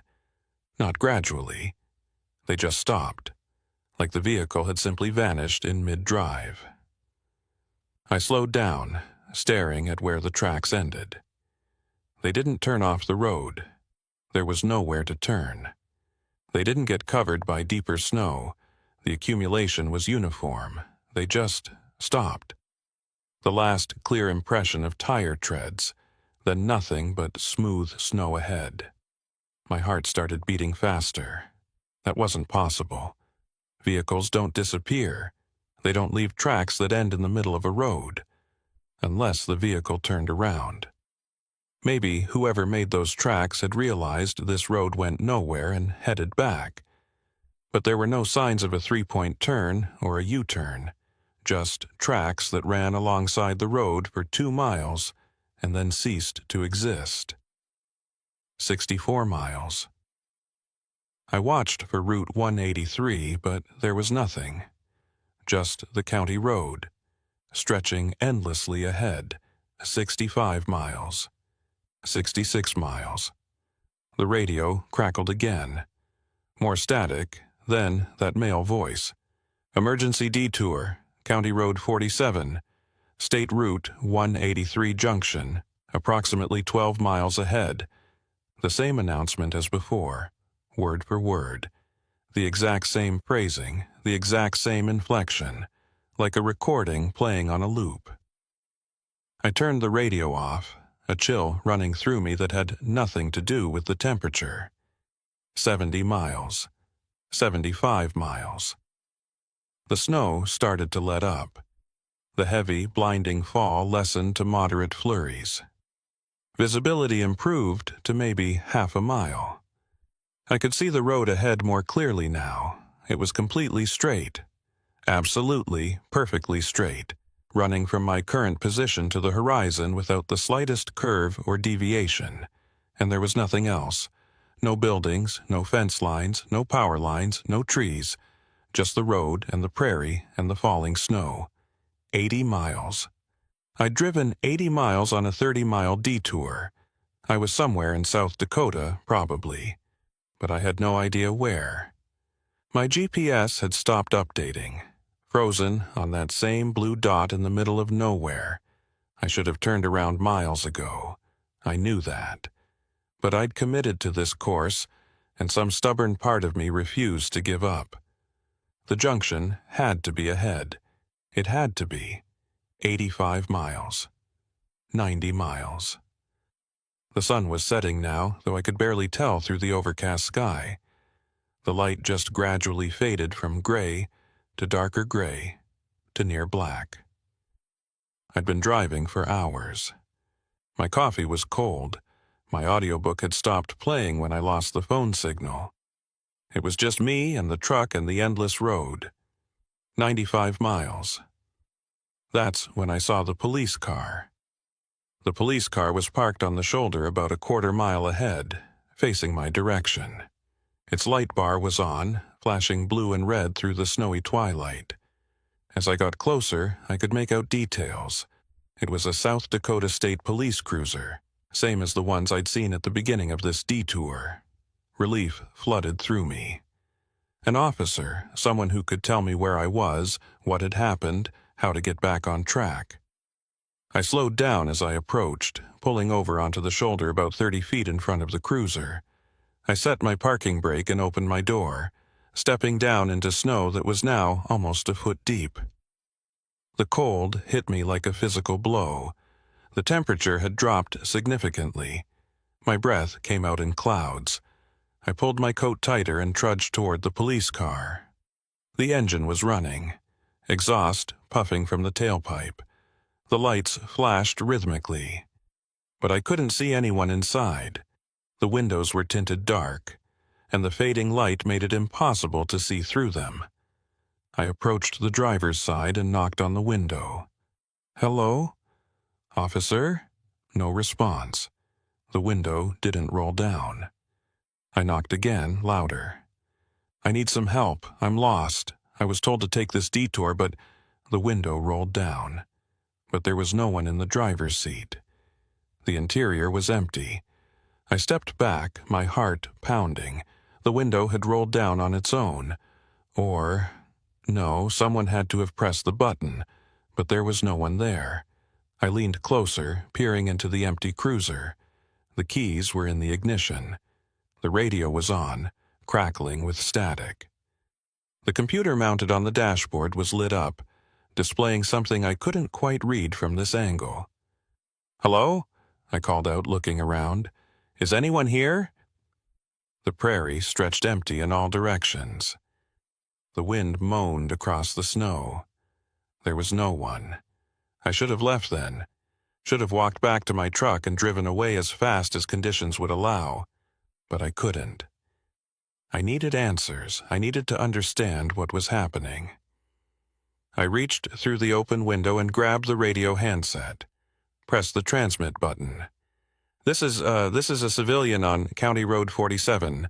I'm at a state police vehicle. I need assistance. Can anyone hear me?" Static, then a voice, different from the ones I'd heard on the radio before. Older, rougher. "County Road 47. Son, there's no County Road 47 in this sector." I felt my stomach drop. "What? I'm on it right now. I was directed here by a state trooper at a pileup on I-90. "There's no pileup on I-90. Highway's clear, has been all day." "That's not possible. I was there. I saw the officer. He gave me directions. What's your 20? I don't know. I'm somewhere on County Road 47. I've been driving for 95 miles. A long pause, static. Then, 95 miles? Son, the longest county road in this part of the state is maybe 20 miles. I'm telling you, I've been driving for 95 miles. I was told to take County Road 47 south to State Route 183, then west back to I-90. Another pause, more static. When the voice came back, it sounded concerned. There's no State Route 183 in South Dakota. Are you all right? Have you been drinking? No, I'm stone sober. I'm a commercial driver. I was given directions by one of your officers. Can you describe this officer? I tried to remember. Young guy, early 30s maybe, thin face. He was at the pile-up scene wearing a reflective vest. What did the cruiser number say? They all have numbers on the side. I hadn't looked. I'd been focused on the officer, on the weather, on getting moving again. I didn't see it. What time did this happen? Around 4:45, maybe 4:50 p.m. And what time is it now? I looked at my watch. The numbers glowed in the dimming light. 8:37 p.m. But that couldn't be right. I'd been driving for a while, but not 4 hours. It had felt like maybe 2 hours, 2.5 at most. It's 8:37, I said. So you've been driving this road for almost 4 hours? I wanted to say no, wanted to say he was wrong, that my watch was wrong. But the evidence was there, the darkness, the exhaustion I was starting to feel, the empty coffee cups on my passenger seat. I guess so, I said quietly. Okay, listen to me. I want you to tell me exactly where you are. Look around. Describe what you see. I'm on a 2-lane road, County Road 47, according to the sign I saw when I turned onto it. There's snow, maybe a foot deep. The road runs straight as far as I can see. There's nothing around. No buildings, no lights, nothing. Just prairie. And you're at one of our cruisers? Yes, it's running. Lights are on, but there's no one in it.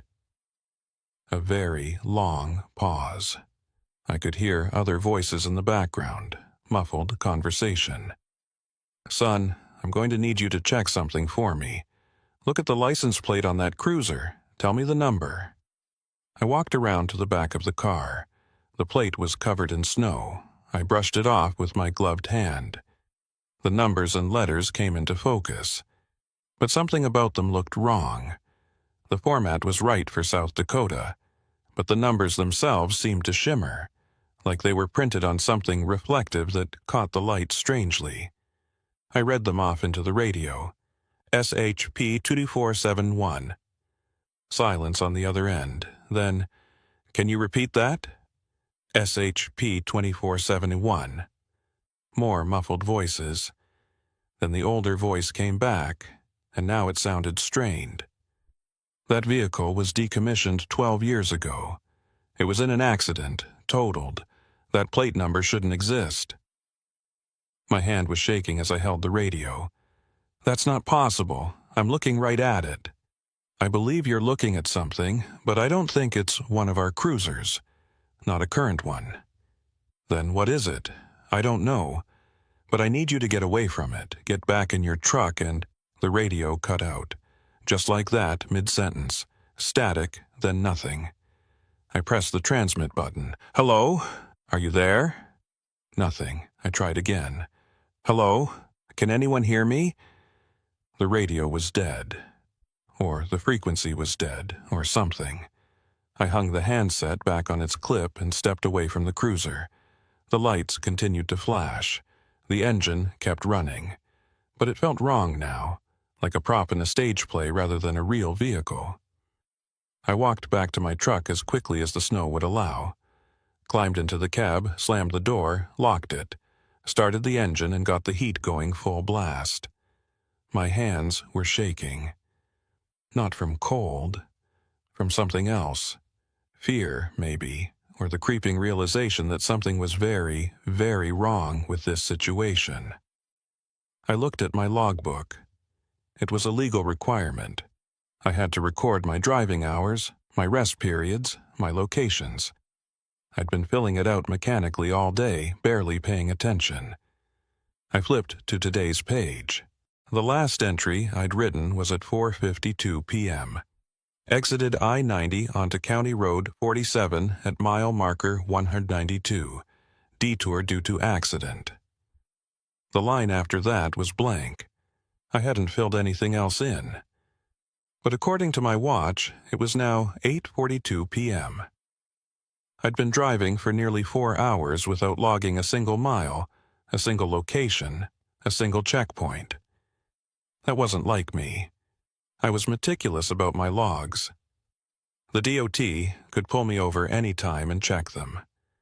Missing hours could mean fines, suspension, losing my CDL. I tried to remember the last 4 hours. Driving through snow, watching the miles tick by, looking for Route 183, the abandoned gas station, the tire tracks that ended, the radio broadcasts. It was all there in my memory, but it felt distant somehow. Like it had happened to someone else, and I'd only heard about it. I looked in my rearview mirror. The police cruiser sat behind me, lights still flashing. As I watched, the lights went out. All at once, the car went dark and silent. I put my truck in gear and drove away as fast as the conditions would allow. 96 miles. 97 miles. The road continued straight. The snow fell lighter now, just scattered flurries. The full darkness of night had settled over the prairie. I checked my fuel gauge. Just over half a tank. I'd burned through a lot of fuel driving through snow, engine working hard. At this rate, I had maybe 200 miles left before I'd need to refuel. 100 miles. 105 miles. My phone suddenly buzzed. I grabbed it, hope flaring. A signal, just 1 bar, but it was something. I had 7 missed calls, all from my dispatcher. 3 voicemails, multiple texts. I tried calling back, but the call wouldn't go through. I tried again, nothing. I pulled up the texts. The most recent one, from 20 minutes ago, read, "Where are you? You were supposed to deliver 3 hours ago. Client is furious. Call me." 3 hours ago? But I wasn't supposed to arrive until late evening. I checked the delivery paperwork. Estimated arrival, 7 p.m. It was now 9:03 p.m. according to my phone. I was 2 hours late, and I had no idea where I was or how to get to where I needed to be. I tried to type a response, but the signal dropped before I could send it. 110 miles. 115 miles. The straight road finally began to curve. Gentle bends at first, then sharper turns as it navigated around hills I could barely see in the darkness. And then, ahead in the distance, I saw lights. Real lights. Multiple points of brightness cutting through the dark. A town, it had to be. I accelerated, my heart racing. Civilization. People. Answers. 118 miles. The lights grew brighter. I could make out individual buildings now, streetlights, the glow of windows. 120 miles. I entered the outskirts of the town. Small houses lined the road, most with lights on. I saw cars parked in driveways. A gas station on the left, open and lit up. A small grocery store. A diner. I pulled into the gas station, parked at the pumps, and practically fell out of the cab. My legs were stiff from hours of sitting. The cold air bit at my face, but I didn't care. I was somewhere real. I went inside the station. A young woman stood behind the counter reading something on her phone. She looked up as I entered. "Help you? Where am I?" The words came out more desperately than I'd intended. She frowned. "You're in Kadoka. Are you okay?" Kadoka. I knew that name. Small town in central South Dakota on I-90. I was supposed to pass through it on my way to Rapid City. How far is it to I-90? About 3 miles north. You just take Main Street through town. It connects right to the interstate. 3 miles. After driving 120 miles on that nightmare road, I was 3 miles from where I needed to be. What's the fastest way to Rapid City from here? Just take I-90 west. It's about 70 miles. I thanked her and walked back to my truck. My hands were still shaking as I started the engine. I followed her directions through town, and sure enough, within 5 minutes, I saw the green signs for I-90 west. I merged onto the interstate and felt something in my chest unclench. This was familiar. This was normal. Cars passing in both lanes, mile markers, exit signs, the ordinary infrastructure of civilization. I pushed the truck to 70 miles per hour, eager to make up lost time. The snow had stopped completely. The roads were clear. The sky was even starting to show stars between the clouds. At 10:47 p.m., I pulled into the delivery location in Rapid City. 4 hours late, but I'd made it. The night manager came out to meet me, clearly annoyed about the delay. "Where the hell have you been? We expected you at 7. I got caught in that pileup on I-90, had to take a detour." "What pileup? Highway's been clear all day." I stared at him. The multi-vehicle accident east of Murdo. The state police had the whole highway shut down. He shook his head. "I've been listening to the traffic reports all evening because I was waiting for you. There's been no accidents reported on I-90. I wanted to argue, wanted to insist that I'd seen it, that a state trooper had directed me, that I'd driven 120 miles because of that detour. But I was too tired, too shaken. I just wanted this delivery done so I could find a motel and sleep. They unloaded the truck. I signed the paperwork. By midnight, I was checked into a cheap motel off the highway, sitting on the edge of the bed, staring at my logbook. The page for today was still incomplete. The last entry, 4:52 p.m. Exited I-90 onto County Road 47. I needed to fill in the rest. The DOT required it, but I couldn't remember most of it. Oh, I remembered the events. The endless road, the abandoned police car, the town of Kadoka. But the specific times, locations, miles, they were fuzzy, like trying to remember a dream after waking. I did my best, made up reasonable-sounding entries. 6:30 p.m., continuing on detour route. 8:45 p.m., reached Kadoka, SD. 9 o'clock p.m., returned to I-90. But even as I wrote them, I knew they were wrong. The times didn't match what had actually happened. The distances didn't make sense. I set the logbook aside and pulled out my phone. Searched for County Road 47, South Dakota. The search returned nothing. No county road by that number in the part of South Dakota where I'd been driving. I searched for State Route 183, South Dakota. No results. Just like the voice on the radio had said, there was no State Route 183. I searched for I-90 accident Murdo March 15, 2016. Nothing. No news reports. No traffic advisories. No mention of any accidents on that stretch of highway on that date. According to the internet, the detour I'd taken didn't exist. The accident that had caused it hadn't happened. The roads I'd driven on weren't real, but I'd driven them. For hours, for 120 miles. I turned off the light and lay in bed, staring at the ceiling. Outside, I could hear the distant sound of traffic on I-90. Normal traffic. Real traffic. People going places that appeared on maps. Sleep didn't come easy. When it did, I dreamed of straight roads through empty prairies, of police cars with no drivers, of tire tracks that ended in the middle of nowhere. I woke up at 6 o'clock a.m. feeling like I'd barely slept. Every muscle in my body ached. My eyes were gritty and sore. I showered, dressed, and checked out of the motel by 6:30. My truck was where I'd parked it, covered in a thin layer of frost. I did a walk-around inspection, checking lights, tires, connections. Everything looked fine. Normal. Like the previous night had been just another routine drive. I climbed into the cab and sat there for a moment before starting the engine. The logbook sat on the passenger seat where I'd left it. I picked it up and looked at yesterday's page again. The entries I'd written looked wrong in the morning light.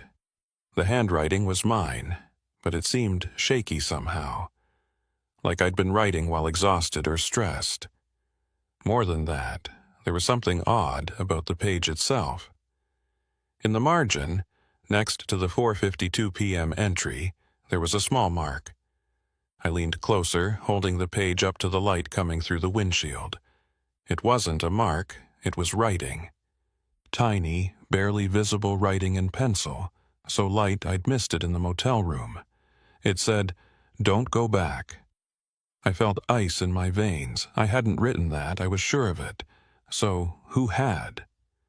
I flipped through the rest of the logbook looking for other anomalies. Most of it looked normal, my usual entries in my usual handwriting. But there, on a page from 2 weeks ago, another margin note. They're not real officers. And on a page from a month ago, the roads loop back. I'd never written these. I knew I hadn't.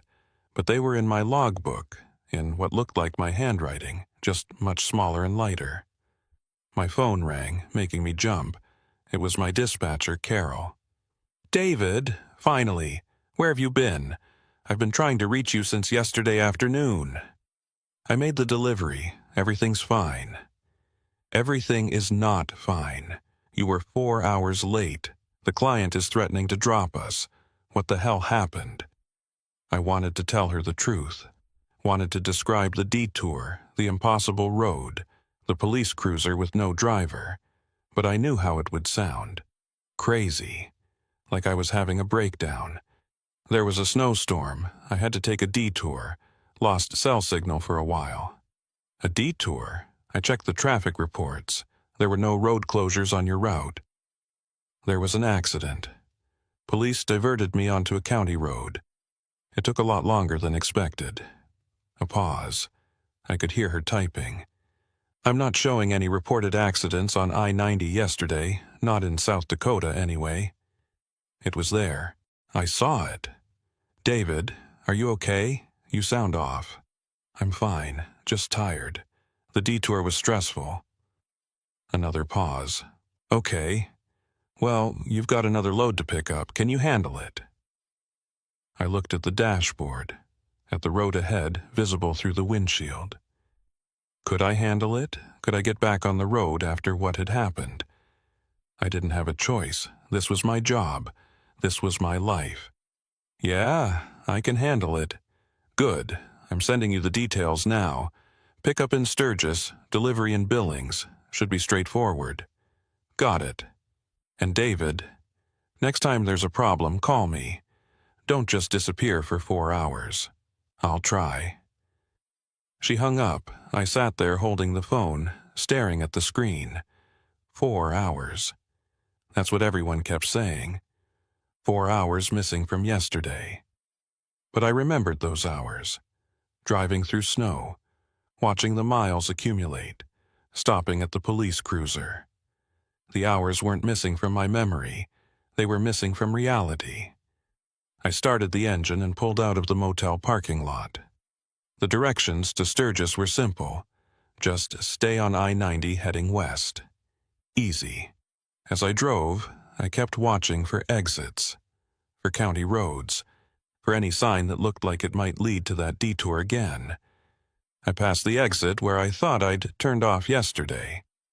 But there was no County Road 47 sign, just a service road leading to a ranch, marked as private property. I drove past Murdo, the town near where the accident was supposed to have been. No signs of any incident, no police presence, just a quiet stretch of interstate on a clear morning. It was like yesterday had never happened, like I'd hallucinated the entire thing, except I had the miles on my odometer. I'd burned through a significant amount of fuel, and I'd lost 4 hours that I couldn't fully account for. The pickup in Sturgis went smoothly.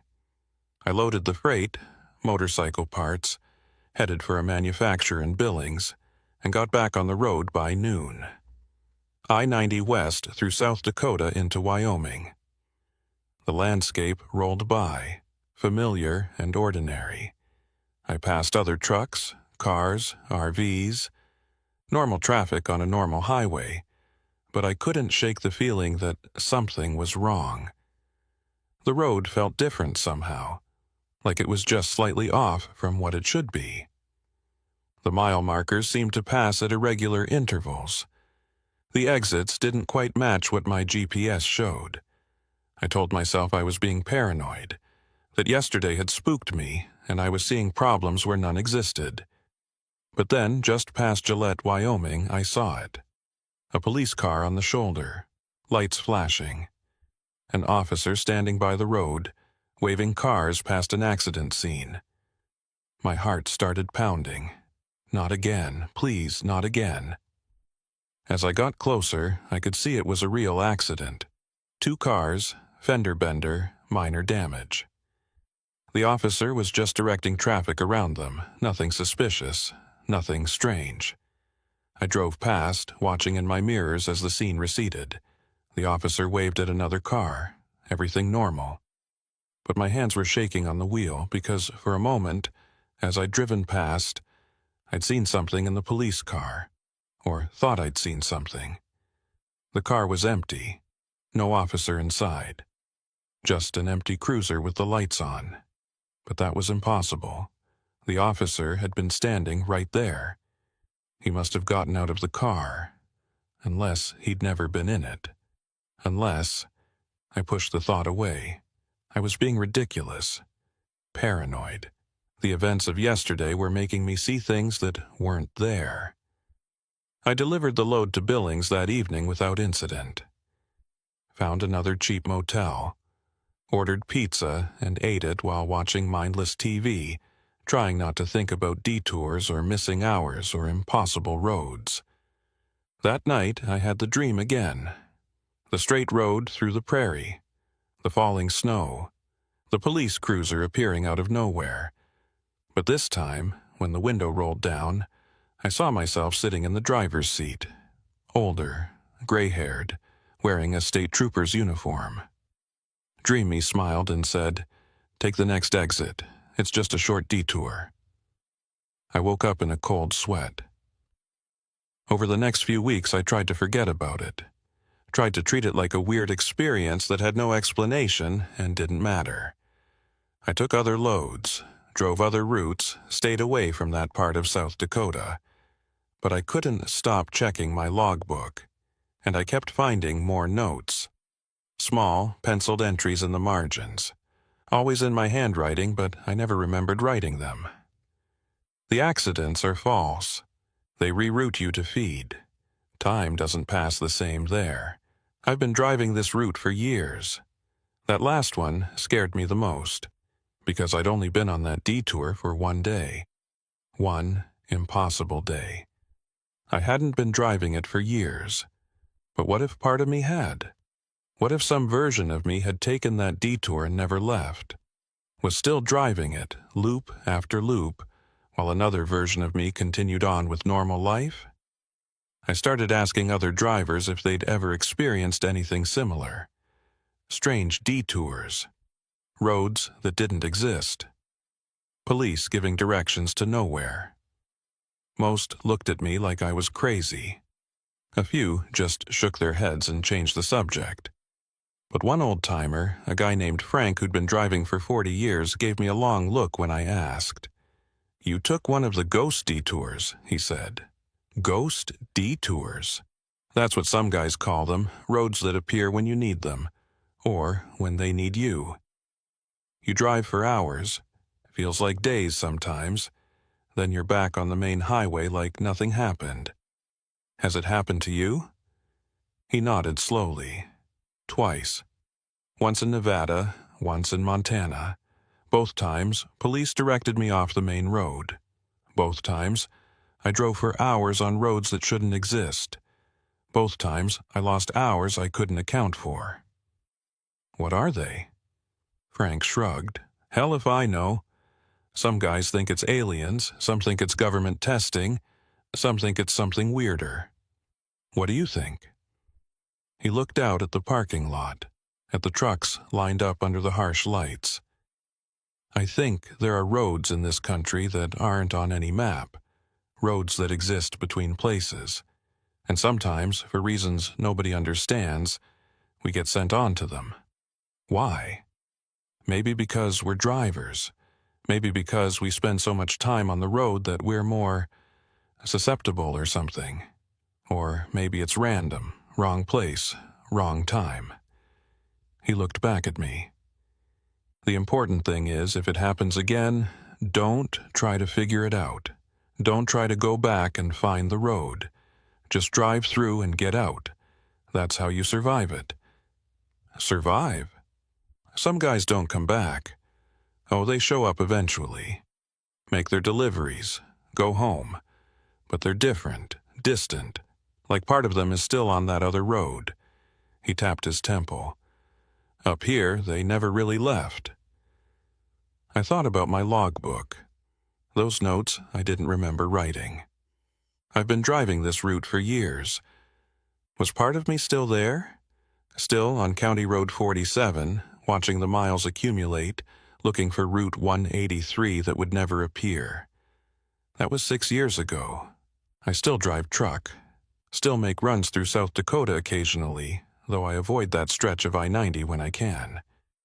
My logbook kept accumulating notes. Every few weeks I'd find a new one. Warnings, observations, details about the detour that I didn't consciously remember. Last month I found one that chilled me to the bone. It said, "You've taken the detour 7 times now. You just don't remember."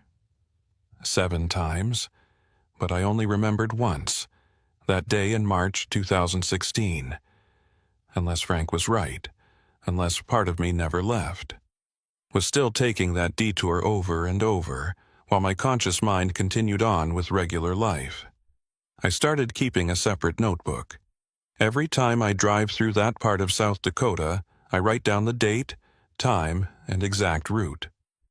I check it obsessively, looking for gaps, for missing hours. So far, I've found 3 instances where my times don't match up. 3 trips where I should have arrived sooner than I did, but can't account for the extra time. 3 detours I don't remember taking. The notes in my logbook keep appearing. The most recent one, from last week, said something that keeps me awake at night. It said, "Eventually, you won't come back." I don't know what that means. I don't know if it's a warning or a prediction, or just the ramblings of whatever part of my subconscious is writing these notes. But I know this. Something happened on County Road 47. Something that shouldn't be possible. And whatever it was, it's not done with me. Every time I see police lights now, my heart races. Every time I see a detour sign, I feel that same cold dread. Because I know that one day I'll be directed onto another road that doesn't exist. I'll drive for hours that won't pass the same in the real world. And eventually, as that note predicted, I won't come back. Not all of me, anyway. Some part of me will stay on that road forever, driving through the snow, watching for Route 183, following signs that lead nowhere, joining all the other drivers who took the detour and never fully returned, the roads between places, the highways that don't exist, the detours that the police never mentioned, because they were never really police at all. They're still out there. Still rerouting unsuspecting drivers. Still collecting hours and miles and pieces of consciousness. And if you drive long enough, late enough, through remote enough country, eventually you'll see the lights. You'll be waved onto an exit that isn't on any map. You'll be given directions to a road that shouldn't exist. And when you finally make it back, if you make it back, you'll check your logbook and find hours missing. You'll find notes you don't remember writing. You'll find yourself checking your mirrors, wondering if the road behind you is the same one you've been driving, or if somewhere, somehow you made a wrong turn and never realized it. I'm still driving, still making deliveries, still trying to convince myself that March Day in 2016 was a one-time thing. But I know better. The detour is always there, waiting. And one day, I'll take it again. Maybe I already have.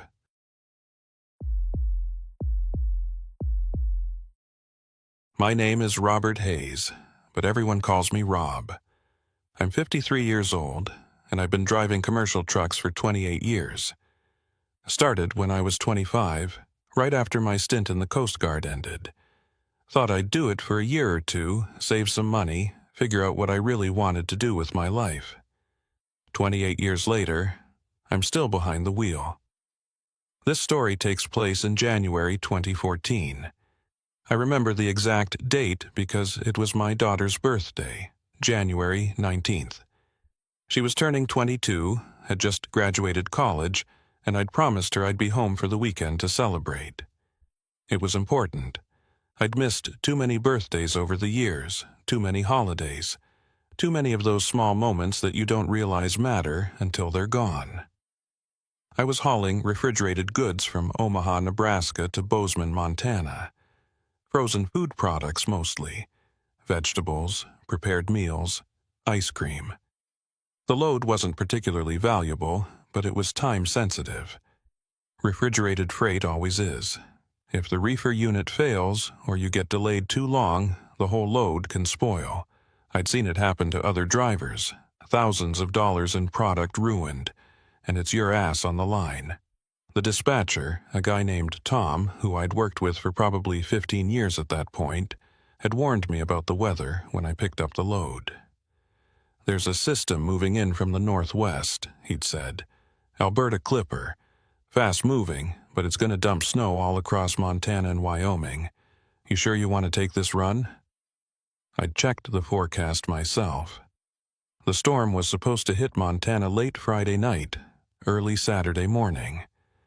If I pushed hard, left Wednesday evening, drove through Thursday and Friday, I could make the delivery Friday afternoon and be ahead of the worst weather. I'll beat it, I told Tom. I know that route. I can make Bozeman by Friday at 2 p.m. easy. He'd shrugged. Your call, just be careful. These Alberta Clippers can be unpredictable.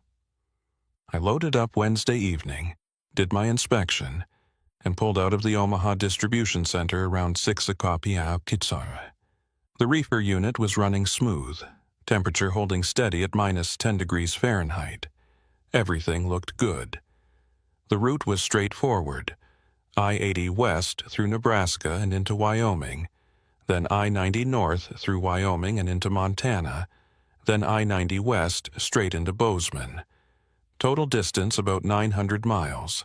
At a sustained 60 miles per hour, accounting for stops, I could do it in maybe 16, 17 hours of driving. Spread that over 2 days with proper rest breaks, and I'd arrive with time to spare. Wednesday night's drive was uneventful. Clear skies, light traffic, good road conditions. I pushed through Nebraska and into Wyoming, stopped at a truck stop near Cheyenne around midnight for fuel and a quick meal. Back on the road by 1 a.m. I drove until about 5 a.m. Thursday morning, then pulled into a rest area near Casper to sleep. I'd learned over the years that you can't push too hard. 6 hours of good sleep is better than 12 hours of fighting to stay awake. I set my alarm for noon, reclined the seat, and was out within minutes, woke up at 11:47 a.m., 13 minutes before my alarm. That was typical for me.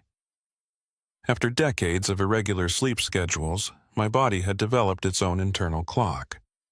I got out, stretched, used the facilities, grabbed some coffee from my thermos, and checked the reefer unit. Temperature still perfect. Load secure. Back on the road by 12:15 p.m. The sky was still clear, but I could see clouds building in the distance to the northwest. The storm was out there, coming closer. But I had time.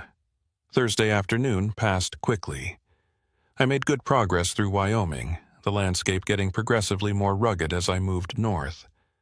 Rolling hills gave way to mountains. The highway climbed and descended through passes, wound through valleys. This was the country I'd driven dozens of times, and I never got tired of it. Even in winter, even under gray skies, it had a stark beauty. By Thursday evening, I was approaching the Wyoming-Montana border. The sun had set around 5:30, and now it was full dark. The temperature had dropped into the teens. I could see my breath when I stopped for fuel in Sheridan. The attendant at the truck stop, an older woman with weathered skin and kind eyes, warned me about the forecast. Storms coming in faster than they thought. Supposed to hit the border area around midnight, maybe earlier. I checked my phone. The weather app showed the same thing. The storm had accelerated. Instead of hitting Friday morning, it was now expected late Thursday night. I did the math. I was maybe 2 hours from the Montana border, another 3 hours to Bozeman from there. If I pushed hard, didn't stop except for fuel, I could make it before the storm got too bad. "I'll be fine," I told the attendant. "I'm going to beat it." She gave me a doubtful look, but didn't argue. "Drive safe." Back on I-90, heading north. The traffic was light, just a few other trucks, occasional cars.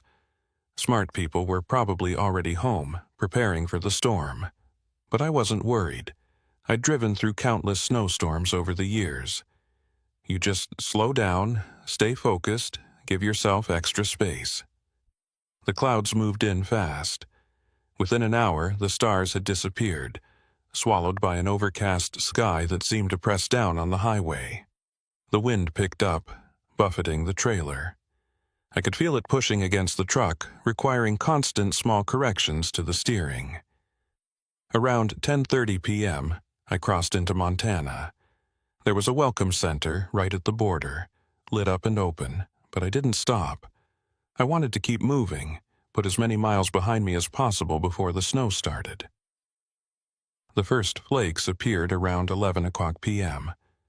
Just a few at first, dancing in my headlights. Within 15 minutes, it was coming down steadily.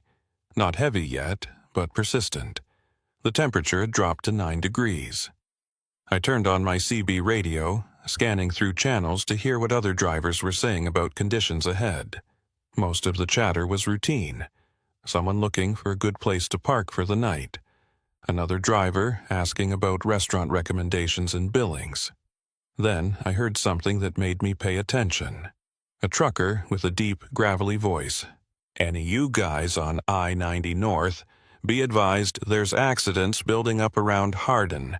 Couple cars off the road, troopers are out. Might want to take it slow." Hardin was about 60 miles ahead of me. I made a mental note to be extra cautious when I got there. The snow intensified. By 11:30, it was coming down hard enough that my wipers were working constantly. Visibility dropped to maybe a quarter mile. The road was getting slick.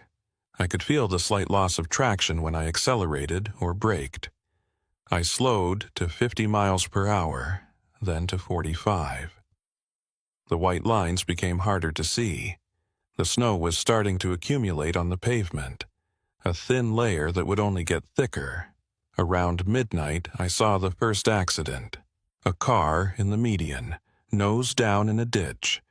Emergency flashers blinking. No other vehicles around. The driver must have already been picked up or had walked to find help. I slowed even more as I passed, wary of ice that might have formed from the initial accident. The CB crackled. "This is getting bad out here, folks. I'm pulling off at the next exit. Not worth risking it." Another voice. Smart move. This is shaping up to be a real nasty one. I checked my GPS. I was about 40 miles from Hardin, maybe another 2 hours to Bozeman at this reduced speed. I could make it. The truck was handling fine, the load was secure, the reefer was running. I just needed to stay focused and keep moving. By 12:30 a.m., the visibility had dropped to maybe 200 feet. The snow was coming down in thick curtains, swirling in the wind. I could barely see past the front of my truck. My speed was down to 35 miles per hour. That's when I saw the lights ahead. Red and blue, flashing through the snow. A lot of them. I slowed to 25, then 20, approaching cautiously. As I got closer, I could make out the scene. Multiple vehicles involved. Looked like at least 3 cars and a pickup truck. They were scattered across both lanes and the median. Montana State Police cruisers were parked at angles, their light bars cutting through the falling snow. Flares had been set out, creating pools of orange light on the white pavement. A trooper stood in the road wearing a heavy coat and reflective vest, holding up one hand in a stop gesture. I brought the truck to a halt about 30 feet from him. He walked up to my door. I rolled down the window, hit immediately by the bitter cold and swirling snow. "Evening, officer. Looks like a bad one." He was middle-aged, maybe late 40s, with a lined face and tired eyes. "It's getting worse by the minute. Highway's closed ahead. We've got a semi-jackknifed about 5 miles up, blocking both lanes. Combined with this weather, we're shutting down this stretch of I-90. My heart sank. For how long? Could be all night, maybe into tomorrow morning. We've got wreckers coming, but in these conditions... He shook his head. "You're going to have to take a detour." I'd been afraid he was going to say that. "What's the detour?"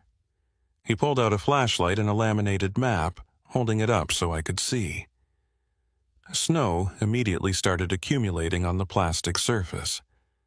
About half a mile ahead, there's an exit for Route 47 East. Take that for approximately 20 miles, then you'll intersect with Route 306 North.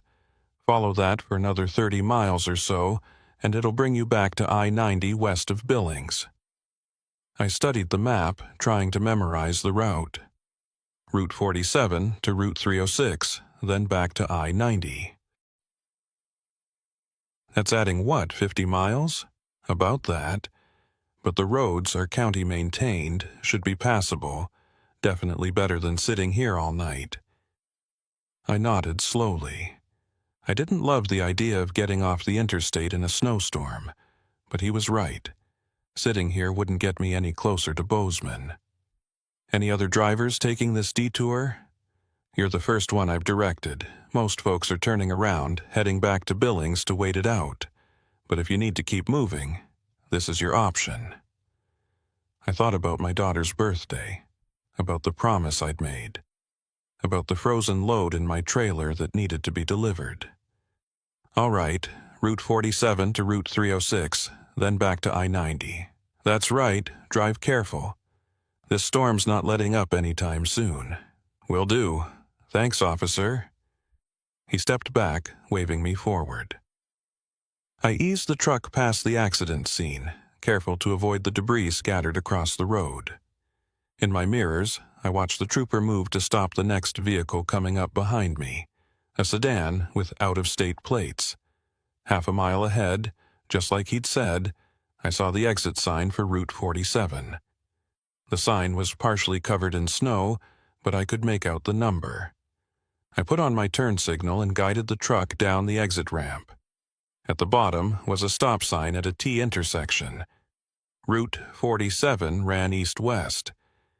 I needed to go east. I turned right and started down the road.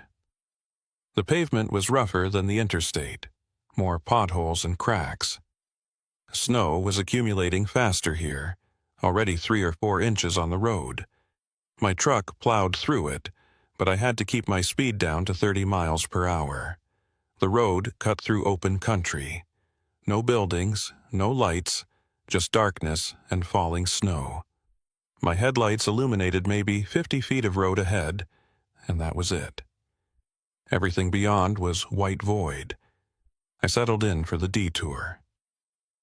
50 extra miles at 30 miles per hour meant about an hour and 40 minutes added to my trip. I'd still make Bozeman, just later than planned. Still ahead of the worst of the storm, hopefully. The miles ticked by slowly. 5 miles, 10 miles. The road curved gently through the landscape, occasionally dipping into valleys or climbing low hills. The snow kept falling, heavier now. I had to turn my wipers up to their highest setting. 15 miles, 20 miles. I should be approaching Route 306 soon. I watched for signs, for any indication of an upcoming intersection. But there was nothing, just the road, stretching ahead into the snowy darkness. 22 miles. 23 miles. The trooper had said approximately 20 miles to Route 306. Maybe my odometer was off slightly. Maybe the distance was a bit farther than he'd indicated. I'd give it a few more miles. 25 miles. 26 miles. Still no Route 306. No signs at all, actually. Just this one road, cutting through the empty prairie. I started to feel the first stirrings of unease. This didn't feel right. Even rural Montana had road signs, mile markers, some kind of infrastructure. But maybe the signs were just covered in snow. That made sense. In a storm like this, smaller signs could easily get obscured. I kept driving, 28 miles, 30 miles. The road began to climb. A long, gradual ascent up what felt like a significant hill or small mountain. The engine worked harder, the transmission downshifting to maintain speed. Through the snow, I could barely make out dark shapes on either side. Trees, maybe, or rock formations. 32 miles. 33 miles. I was now well past where Route 306 should have been. Something was wrong. Either I'd missed the turn somehow, or the trooper's directions had been incorrect. I slowed to a stop in the middle of the road, put the truck in neutral, set the parking brake, sat there with the engine idling and the snow piling up on the windshield between wiper passes. My phone showed no signal. Not surprising this far from any town. The GPS was still frozen on my last known position, unable to update without connectivity. I could turn around. That was the smart move. Drive back to I-90, take my chances with the accident scene, or head back to Billings to wait out the storm. But I'd driven 33 miles already. Turning around meant another 33 miles back. Then, who knows how long to clear the interstate. I'd lose hours. No, I'd keep going. The detour had to connect eventually. Route 306 might be further than the trooper thought. Or maybe there was an alternate route that would get me back to I-90. I released the brake and continued driving. 34 miles. 35 miles. The road crested the hill and started descending the other side. The slope was steeper here, and I had to ride the brakes carefully to control my speed on the snow-covered pavement. That's when I noticed something that made my blood run cold. In the snow on the road ahead, illuminated by my headlights, I could see tire tracks, fresh tracks, cutting through the accumulated snow, my tracks. The tread pattern was identical to my tires, and these tracks were recent.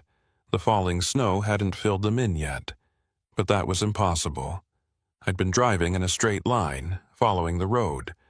There was no way I could be crossing my own path. Unless the road had looped back on itself somehow. A wide circle that I hadn't noticed in the darkness and snow. But I'd been watching my compass. I'd been heading generally east, then northeast as the road curved. There's no way I could have made a complete loop without noticing. I stopped the truck again, staring at those tracks, trying to make sense of what I was seeing. The tracks ran parallel to my current position for maybe 50 feet, then curved away to the left and disappeared, like a previous version of me had driven this exact stretch of road and then turned off somewhere. but I hadn't turned. I'd been following this one road the whole time. My hands were shaking as I gripped the steering wheel. The heater was running full blast, but I felt cold. Not from the temperature, from something else. I started driving again, slowly now, watching those parallel tracks. They stayed alongside me for maybe a quarter mile, then gradually diverged and faded into the snow-covered landscape. 40 miles, 45 miles, 50 miles.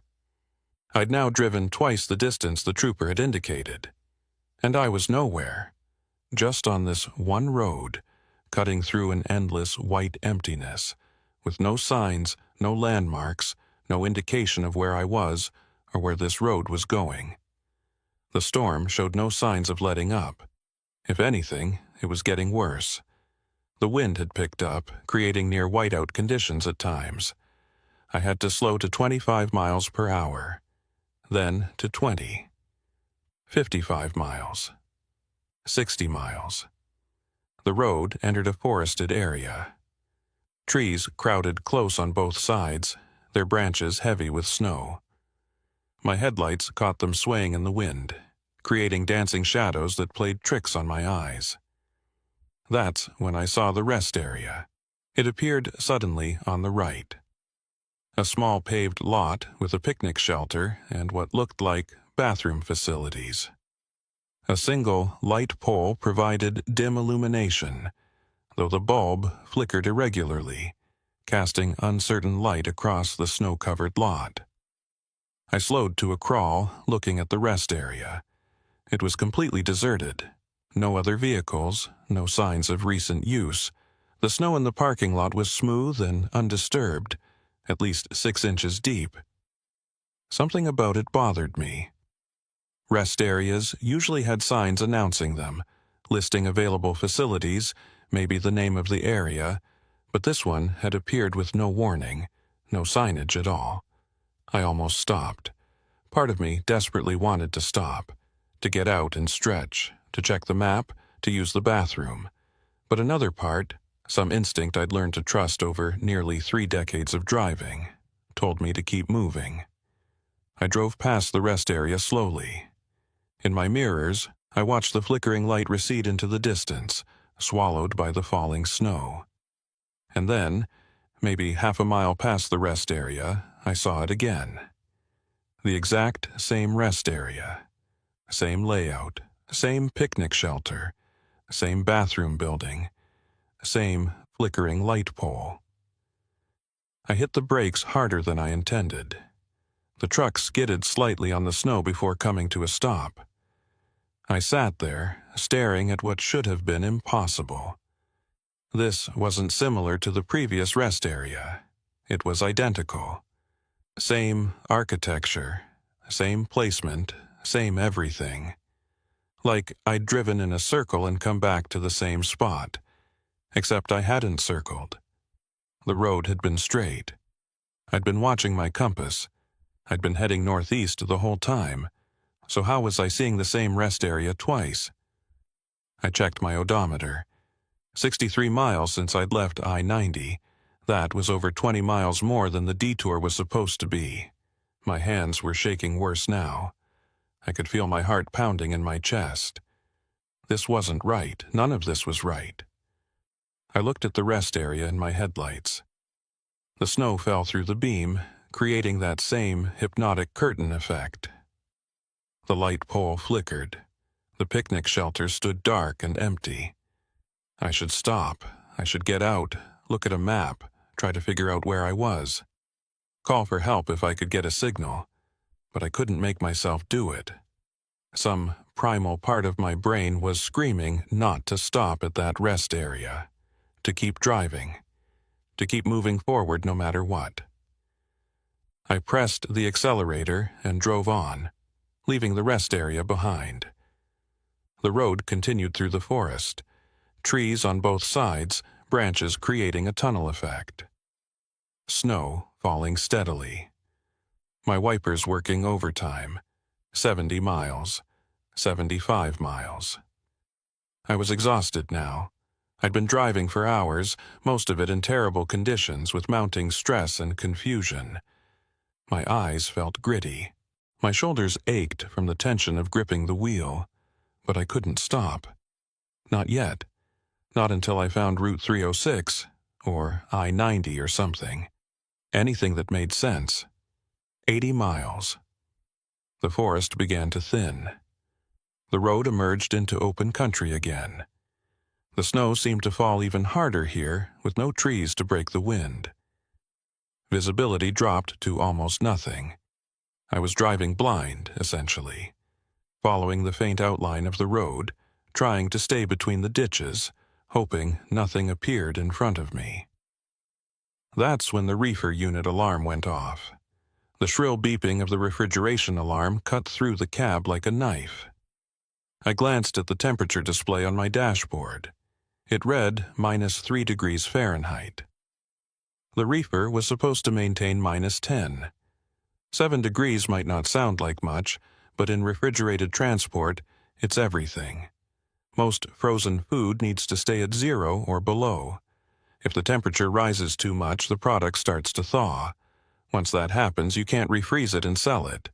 The entire load becomes unsalvageable. I checked the reefer status panel.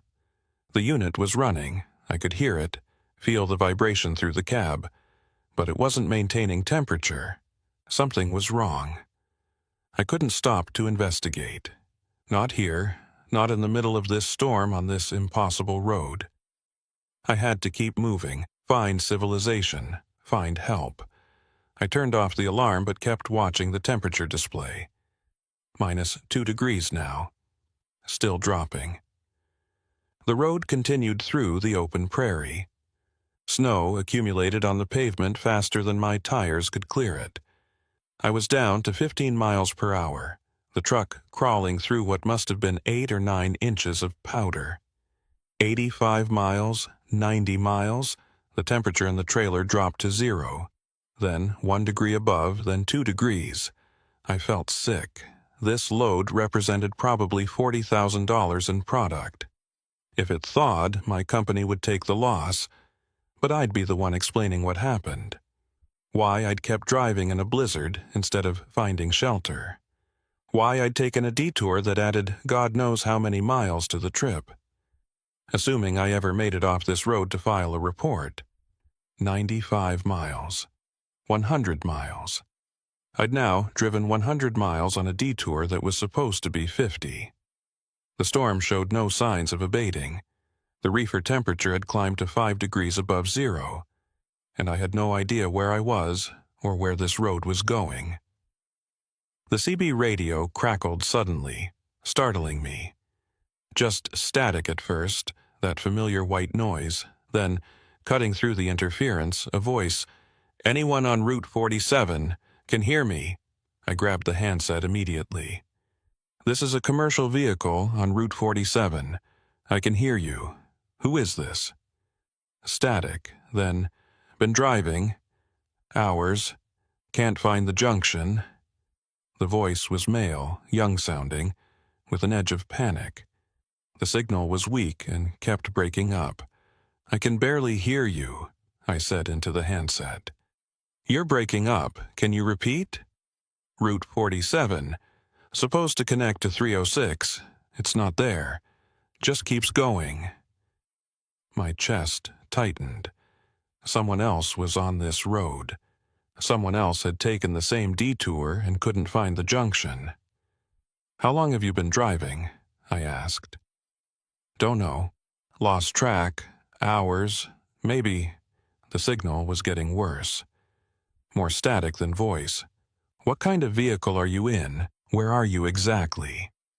"Can't." Signal fading. "If you find a way out, please."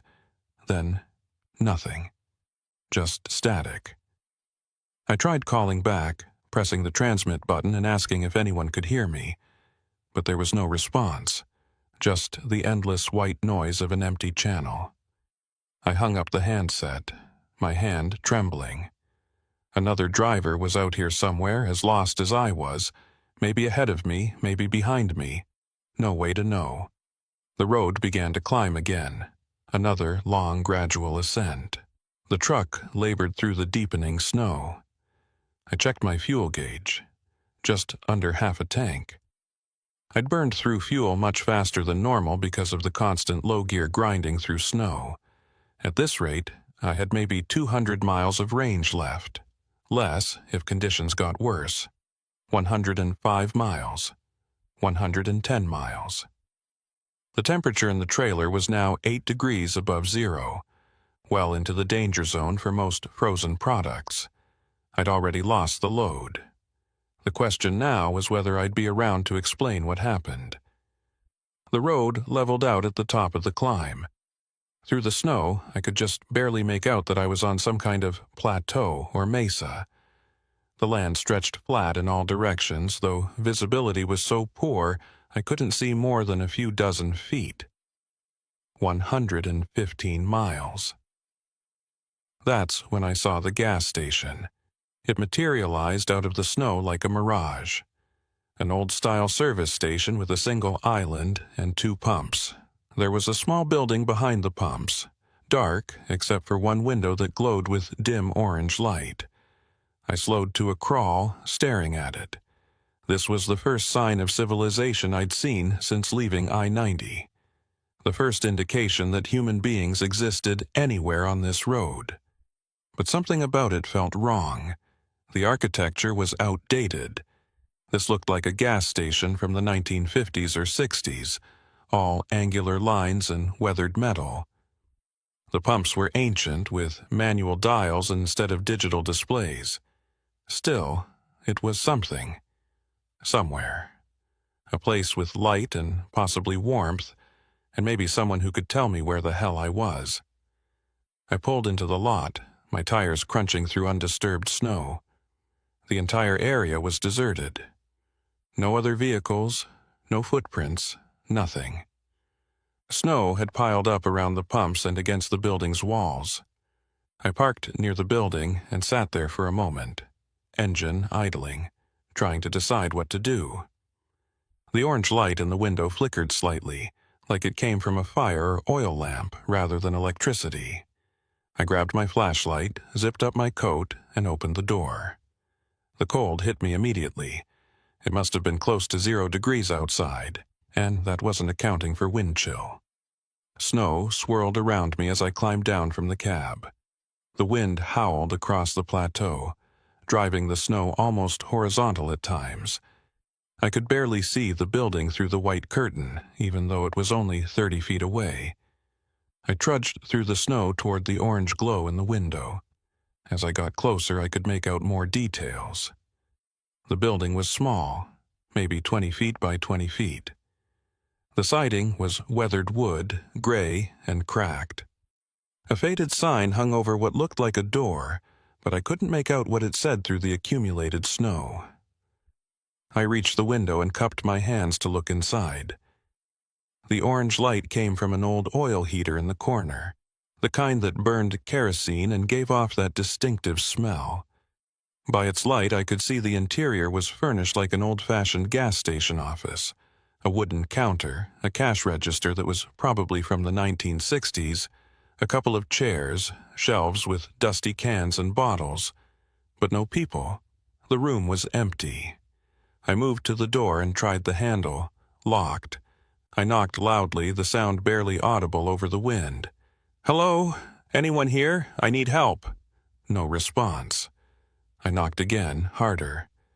"I'm lost. I need directions. Please." Still nothing.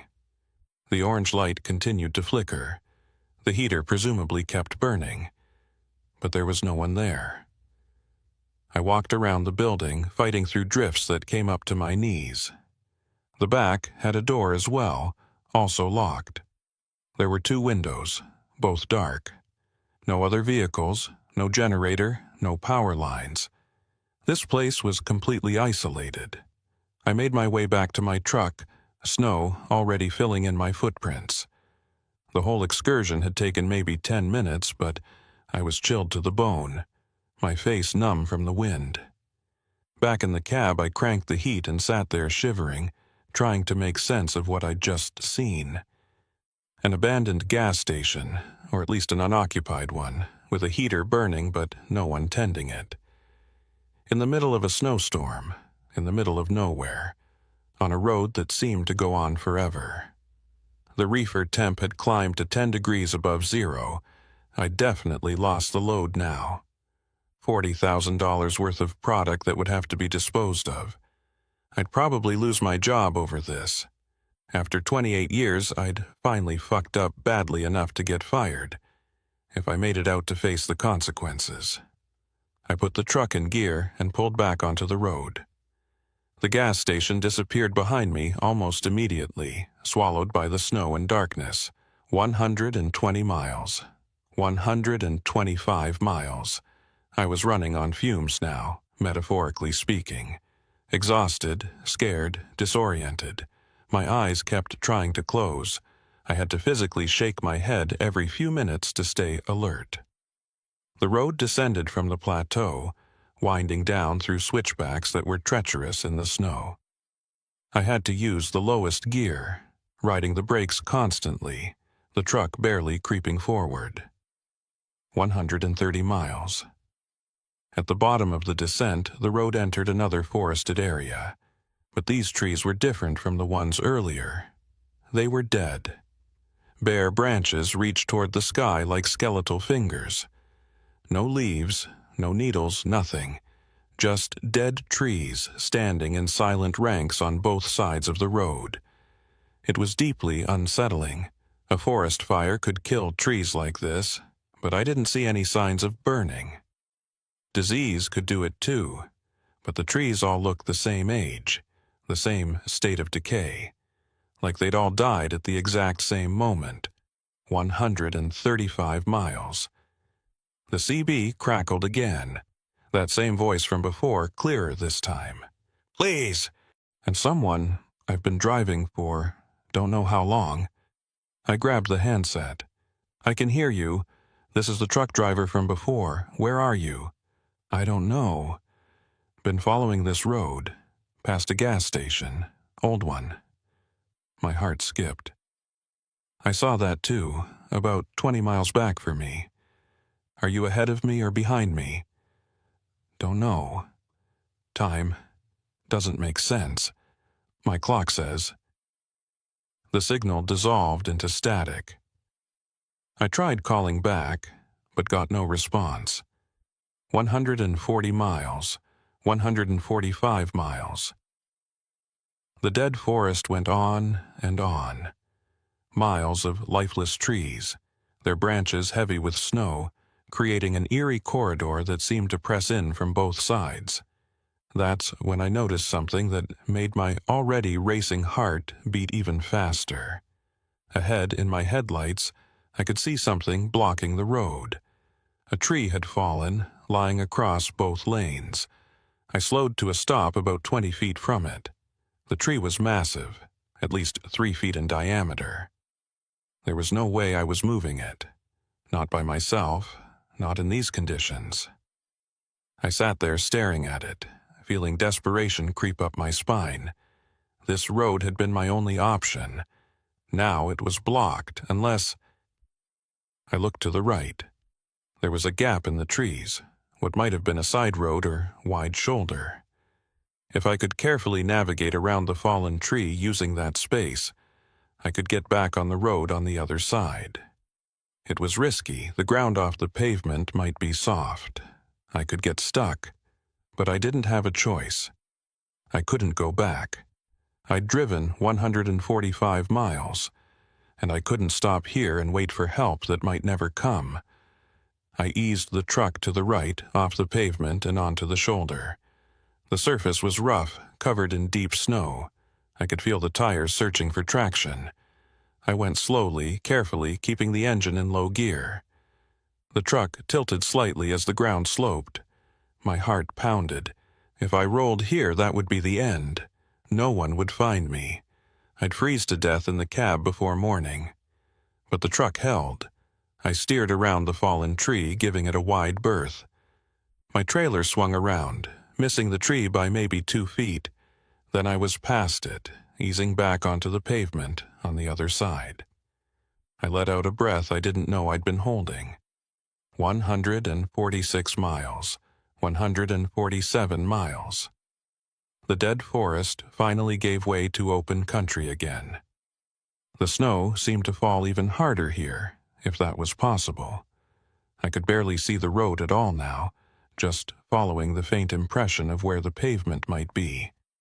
150 miles. I'd driven 3 times the distance of the supposed detour. I'd used over half my fuel.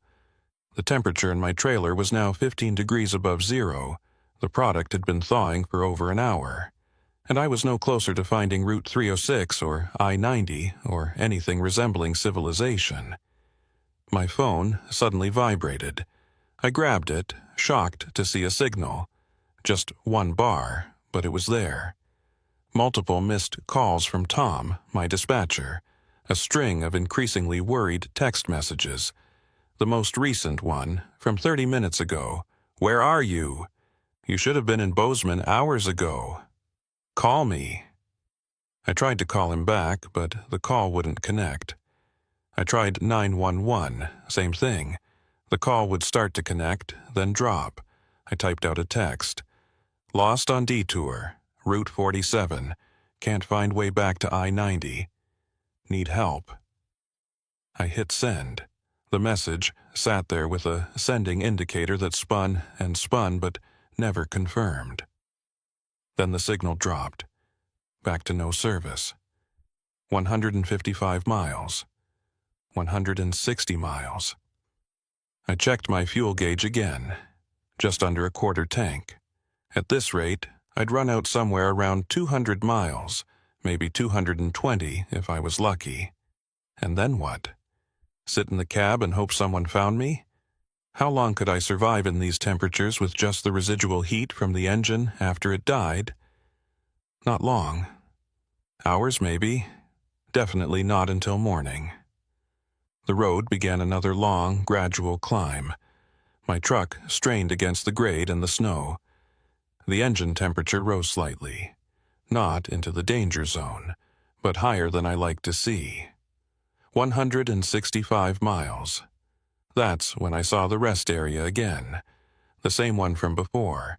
Same picnic shelter, same bathroom building, same flickering light pole, appearing out of the snow like it had been waiting for me. I'd seen this rest area twice already. Once around 60 miles, once a few miles later. Now here it was again at 165 miles. This wasn't a coincidence. This wasn't just similar architecture. This was the exact same rest area, appearing over and over on a road that should have ended 100 miles ago. I drove past it without slowing. In my mirrors, I watched the flickering light until it disappeared. 170 miles. 175 miles. The reefer temp was now 18 degrees above zero. Everything in that trailer was ruined. Thousands of pounds of vegetables, prepared meals, ice cream, all thawed, all unsalvageable. The financial hit would be massive. But I'd stopped caring about the load.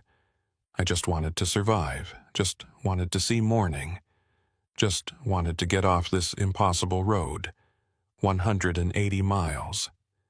The CB crackled once more. That same voice, but different now. Weaker. Desperate. "Please. Running out of fuel. Can't. Much longer. Where are you?" I asked into the handset. "Can you see any landmarks? Anything at all?" "Trees. Dead trees. And snow. Always snow." "I'm on the same road," I said. "I don't know how to get off either. But we have to keep trying. We have to keep moving. Been driving so long, can't remember when I started. Listen to me. How much fuel do you have left?" "Gauge, empty. Running on fumes. Pull over if you can. Find shelter in your vehicle. Conserve warmth. Someone will find us. Someone has to." The transmission cut off mid-sentence. I called back repeatedly, but there was no response. The driver was either out of range or out of fuel. Or something worse. 185 miles. 190 miles. My fuel gauge dipped below the quarter tank mark. The low fuel warning light came on, glowing orange on my dashboard.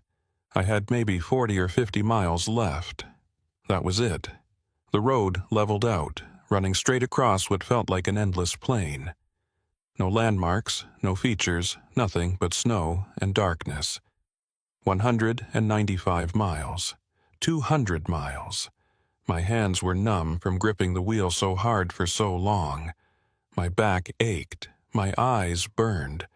But I kept driving because stopping meant giving up, and I wasn't ready to do that yet. 205 miles. The low fuel warning started beeping. Insistent, annoying, impossible to ignore. I was running on vapors now. 210 miles. That's when I saw the lights. The lights appeared in the distance, cutting through the snow and darkness like beacons. Multiple lights, bright and steady, arranged in a pattern that suggested buildings. My heart leaped. This was it. Finally, a town, or at least a truck stop. Somewhere with people and warmth and answers. I pressed the accelerator as much as I dared, pushing the truck up to 25 miles per hour despite the conditions. The lights grew brighter as I approached. 212 miles. 213 miles. The lights resolved into distinct structures. It was a truck stop, a large one, with multiple fuel islands, a sprawling parking lot, and a main building that looked like it housed a restaurant and store. Lights blazed everywhere, white and fluorescent, creating an island of brightness in the surrounding darkness. I pulled into the entrance, tires crunching through the snow in the lot. The parking area was enormous, space for probably 50 trucks, but it was completely empty. Not a single vehicle. That should have been my first warning, but I was too exhausted, too relieved to have found something, to pay attention to the red flags. I parked near the fuel islands and killed the engine. The sudden silence was deafening after hours of engine noise and wind. I sat there for a moment, just breathing, my hands shaking from more than just the cold. The building looked modern, well-maintained. Through the large windows I could see bright fluorescent lighting, rows of shelves, what looked like a restaurant counter. But I couldn't see any people. No movement at all. I grabbed my flashlight and coat and climbed down from the cab. The cold was brutal. The wind had died down, but the temperature must have been well below zero now. My breath came out in thick clouds that froze almost instantly. I walked toward the building, my boots crunching in the snow. The lot had been recently plowed. I could see the neat banks of snow pushed to the edges, but fresh powder was already accumulating. As I got closer to the building, I noticed more details. The architecture was modern but generic, the kind of truck stop design you'd see anywhere in America. The signs advertised diesel fuel, hot food, clean restrooms, Wi-Fi, all the usual amenities. But something felt off. The signs looked wrong somehow.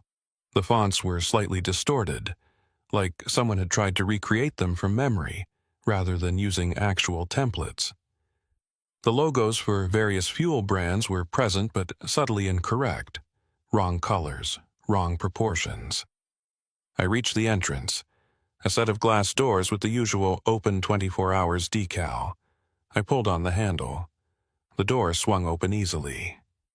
The interior was brightly lit, almost painfully so after hours of darkness. I stepped inside, grateful for the warmth. A wall of heated air hit me, and I could feel my frozen face starting to tingle as circulation returned. "Hello?" I called out. "Anyone here?" My voice echoed in the space. No response. I walked further in, looking around. The place was set up like a typical truck stop. Aisles of snacks and supplies, a coffee station, a hot food area with warmers and a grill, a restaurant section with booths and tables, all lit up and seemingly operational, but completely deserted. I walked to the coffee station. Fresh coffee sat in the dispensers, still hot. I could smell it. There were clean cups stacked nearby, napkins, stirrers, all the usual supplies. I moved to the hot food area. Under the heat lamps were trays of food, fried chicken, pizza slices, burgers. They looked fresh, steam still rising from some of them. This didn't make sense. Fresh, hot food meant someone had prepared it recently. Within the last hour, probably. But there was no one here, no staff, no customers, no one. "Hello?" I called again, louder this time. "Is anyone working here?" Nothing. Just the hum of the fluorescent lights and the subtle whoosh of the heating system. I walked toward the back of the store where the restrooms and employee areas typically were. There was a door marked Employees Only. I tried the handle. Locked, I knocked. "Hello, I need help. I'm lost. Can anyone hear me?" No response from behind the door. I turned back to survey the store. That's when I noticed the security cameras. There were several mounted in corners throughout the space, their little red lights blinking to indicate they were recording. Someone was watching, or something was. I walked up to one of the cameras and stared directly into it. "I need help. I've been driving for hours on Route 47. I need to get back to I-90. Can you hear me? Can someone please respond?" The camera stared back silently, its red light blinking in steady rhythm. I felt anger rising, cutting through the exhaustion and fear. I was done with this. Done with the impossible road, the empty places, the feeling that I was trapped in some kind of nightmare. I grabbed a bottle of water from one of the shelves and walked to the counter where the cash register sat. There was a bell next to the register, the kind you ring for service. I hit it hard, making it clang loudly. "I know someone's here. I can see the cameras. I need help." Still nothing. Fine. I needed fuel more than I needed answers. I walked back outside, the cold hitting me again like a physical blow, and went to the fuel islands. The pumps were the modern digital kind with card readers and display screens. I pulled out my company fuel card and swiped it at the pump. The screen lit up. Card accepted. Select fuel grade. I selected diesel and pulled the nozzle from the pump. Walked back to my truck, opened the fuel cap, and inserted the nozzle. Squeezed the handle. Nothing happened. I tried again. The pump should have started flowing. The digital display should have shown gallons and dollars ticking upward, but nothing happened. I walked back to the pump and looked at the screen.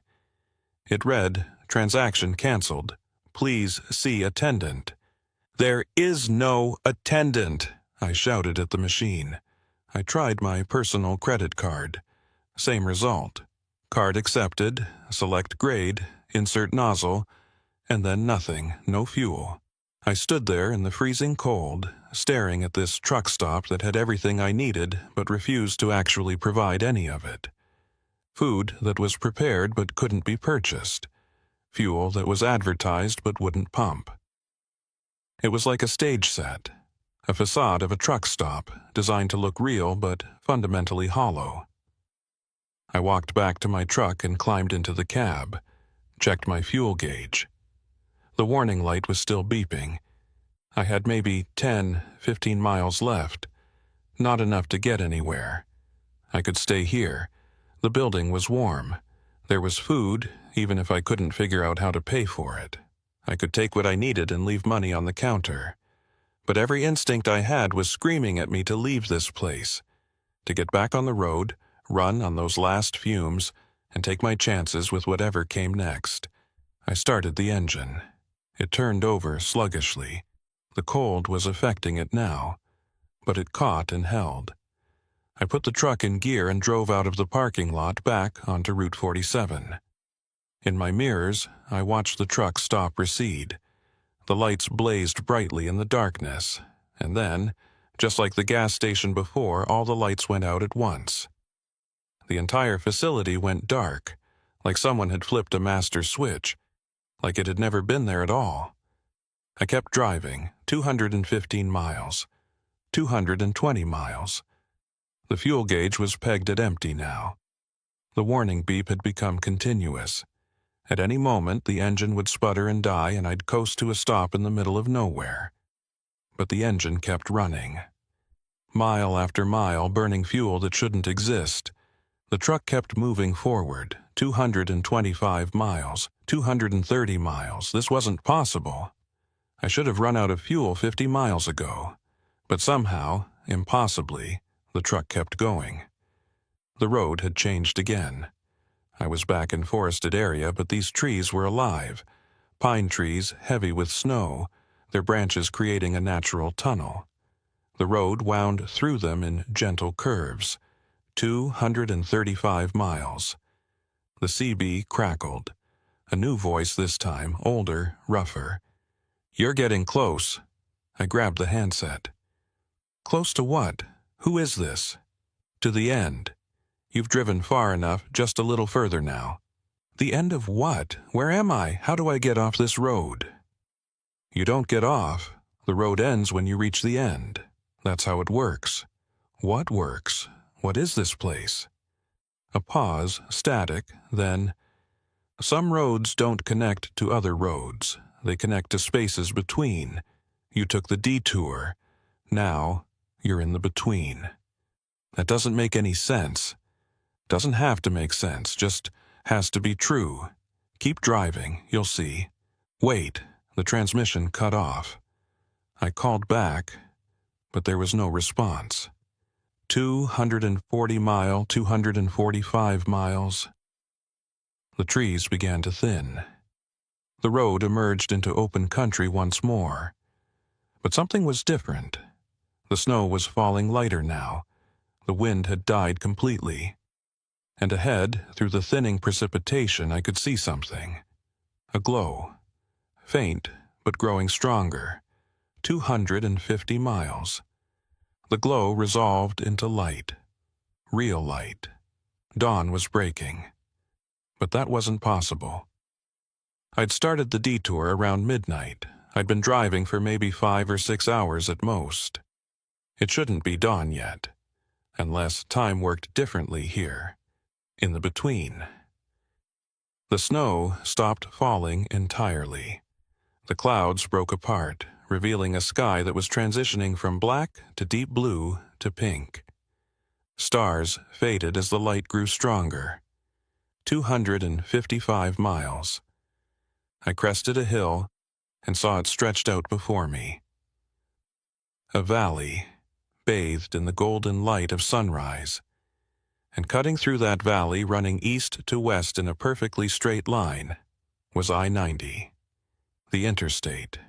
Real, solid, unmistakable. I could see the distinctive green signs, the wide lanes, even a few early morning vehicles. Relief flooded through me so intensely I nearly cried. I'd made it. Somehow, impossibly, after 255 miles, I'd made it back. The road descended toward the interstate. I could see the junction ahead, a proper on-ramp with merge signs and everything. Route 47 was finally connecting to I-90, just like the trooper had promised. 258 miles. I reached the bottom of the hill and merged onto the interstate. The smooth pavement felt like a miracle after hours on rough county roads. I accelerated to 50, then 60 miles per hour. The truck responded smoothly, like nothing unusual had happened. I checked my mirrors. Behind me, Route 47 curved away and disappeared into the landscape, like any other county road. Normal, unremarkable. I looked at my dashboard. The fuel gauge still read empty, but the engine was running fine. The reefer temperature had stabilized at 21 degrees above zero. The product was completely ruined, but at least the unit wasn't getting worse. My phone vibrated. Signal was back. Multiple notifications came flooding in. Missed calls, texts, voicemails. I pulled onto the shoulder and stopped. Sat there with the engine idling, trying to process what had just happened. According to my odometer, I'd driven 258 miles on the Detour. The trooper had said 50 miles. I'd been driving for, I checked my watch, 6 hours and 43 minutes, but I'd covered nearly 200 extra miles. At the speeds I'd been going, that should have taken 8 or 9 hours, not 6.5. The math didn't work. Nothing about any of this worked. I called Tom, my dispatcher. He answered on the first ring. "Jesus Christ, Rob, where the hell have you been? We've had people looking for you." "I'm on I-90, about 50 miles from Bozeman. I got caught in the storm, had to take a detour, lost signal." "What detour?" "There were no detours on your route. We've been monitoring the weather and road conditions all night." The trooper directed me off I-90 onto Route 47 because of an accident. "Rob, there was no accident on I-90 last night. Highway stayed open all night. Conditions were bad, but no closures." I felt ice in my veins. "That's not possible. I was there. I saw the accident scene. The trooper gave me directions." "I'm telling you, there was no accident. No road closures. Where exactly did you leave I-90? I tried to remember. Around Hardin, I think. Maybe 40 miles east. I'm looking at the traffic reports now. No incidents reported anywhere near Hardin. Rob, are you okay? You sound off." "I'm fine. I'm just tired. The storm was worse than expected. I'll be in Bozeman in an hour." "The load?" I looked at the reefer temperature display. "Compromised. Temperature went above threshold. It's going to have to be disposed of." Tom sighed heavily. "Damn it. Okay. Get it to the destination anyway. They'll have to verify and process the loss. And Rob, when you get there, we need to talk. This is a serious problem." "I know. I'm sorry." I hung up and sat there for a long moment. Then I put the truck in gear and continued toward Bozeman. I made the delivery at 8:47 a.m. The receiving manager took one look at the temperature logs and shook his head. "Yeah, this is all unsalvageable. We'll have to document everything for insurance." They unloaded it anyway. Standard procedure for a compromised load. I watched as they pulled out tray after tray of thawed food. Vegetables that had turned mushy. Ice cream that was now liquid. Prepared meals that had degraded. $42,000 in product loss.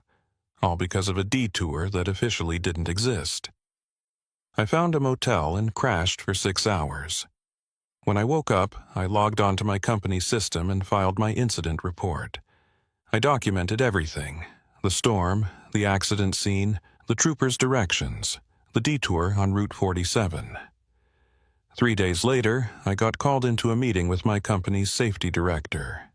He had my report in front of him, along with what looked like official documentation. "Rob, I've reviewed your report about the detour on Route 47. "Yes, sir." "I've also reviewed weather data, traffic reports, and police logs from that night." He paused. "There was no accident on I-90 near Hardin. There were no road closures. No detours were established by Montana State Police." "I know what I saw." He held up a hand. "I'm not saying you're lying. I'm saying that what you experienced doesn't match any official records. Additionally, I had someone check on Route 47. He pulled out a map. "There is no Route 47 in that part of Montana. The county road numbering system doesn't go that high in that region." I stared at the map. He was right. The area where I'd taken the detour showed several county roads, but none numbered 47. "I drove it," I said quietly, "for 6.5 hours, 258 miles. Your fuel logs don't support that. According to the fuel you had when you left Omaha, Minus what was in your tank when you arrived in Bozeman, you drove approximately the expected distance for that route, not 200 extra miles. That's not possible. My odometer may have malfunctioned. It happens.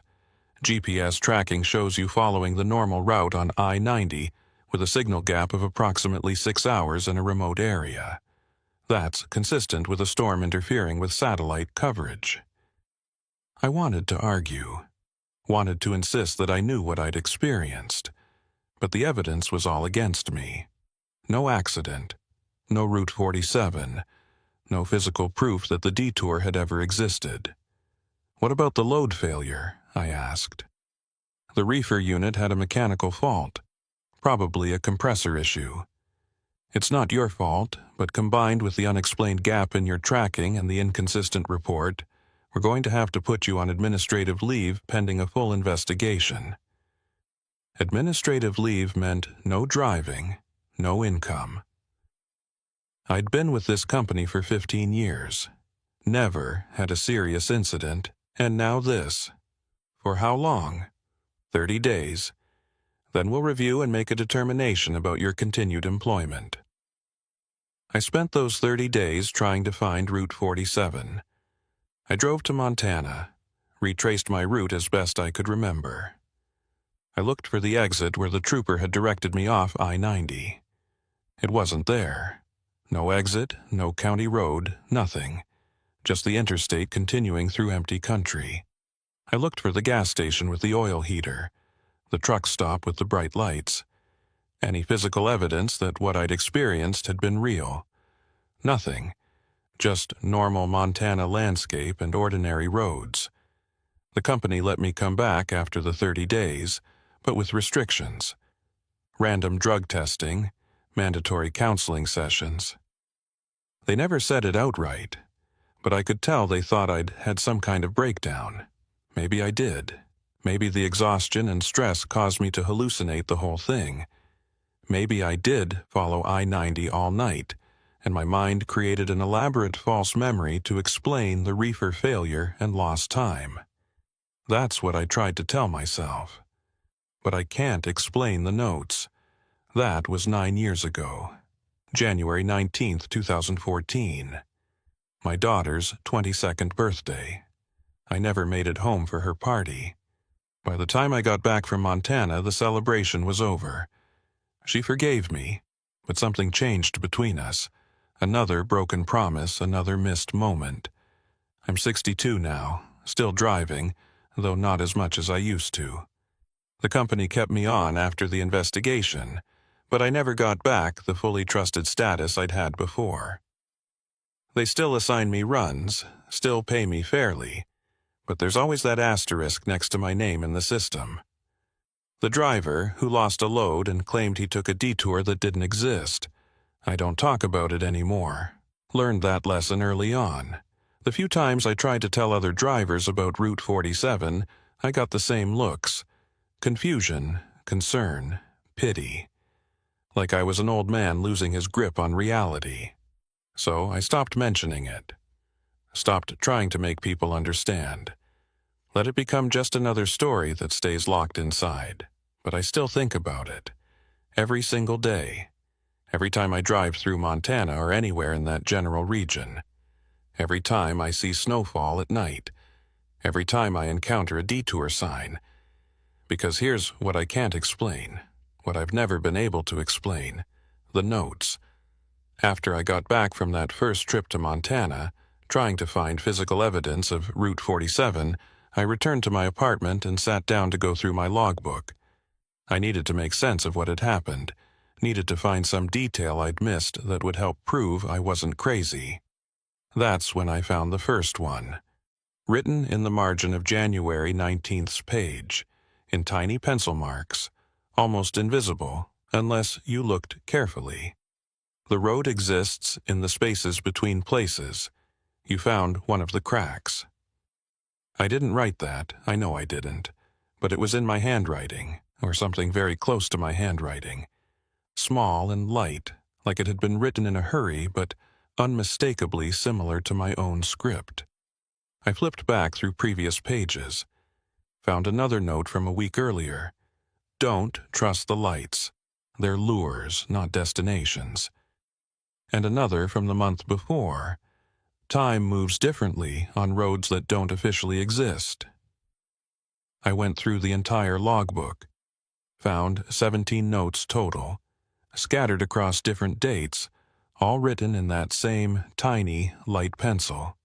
All in handwriting that looked like mine, but couldn't be mine because I had no memory of writing them.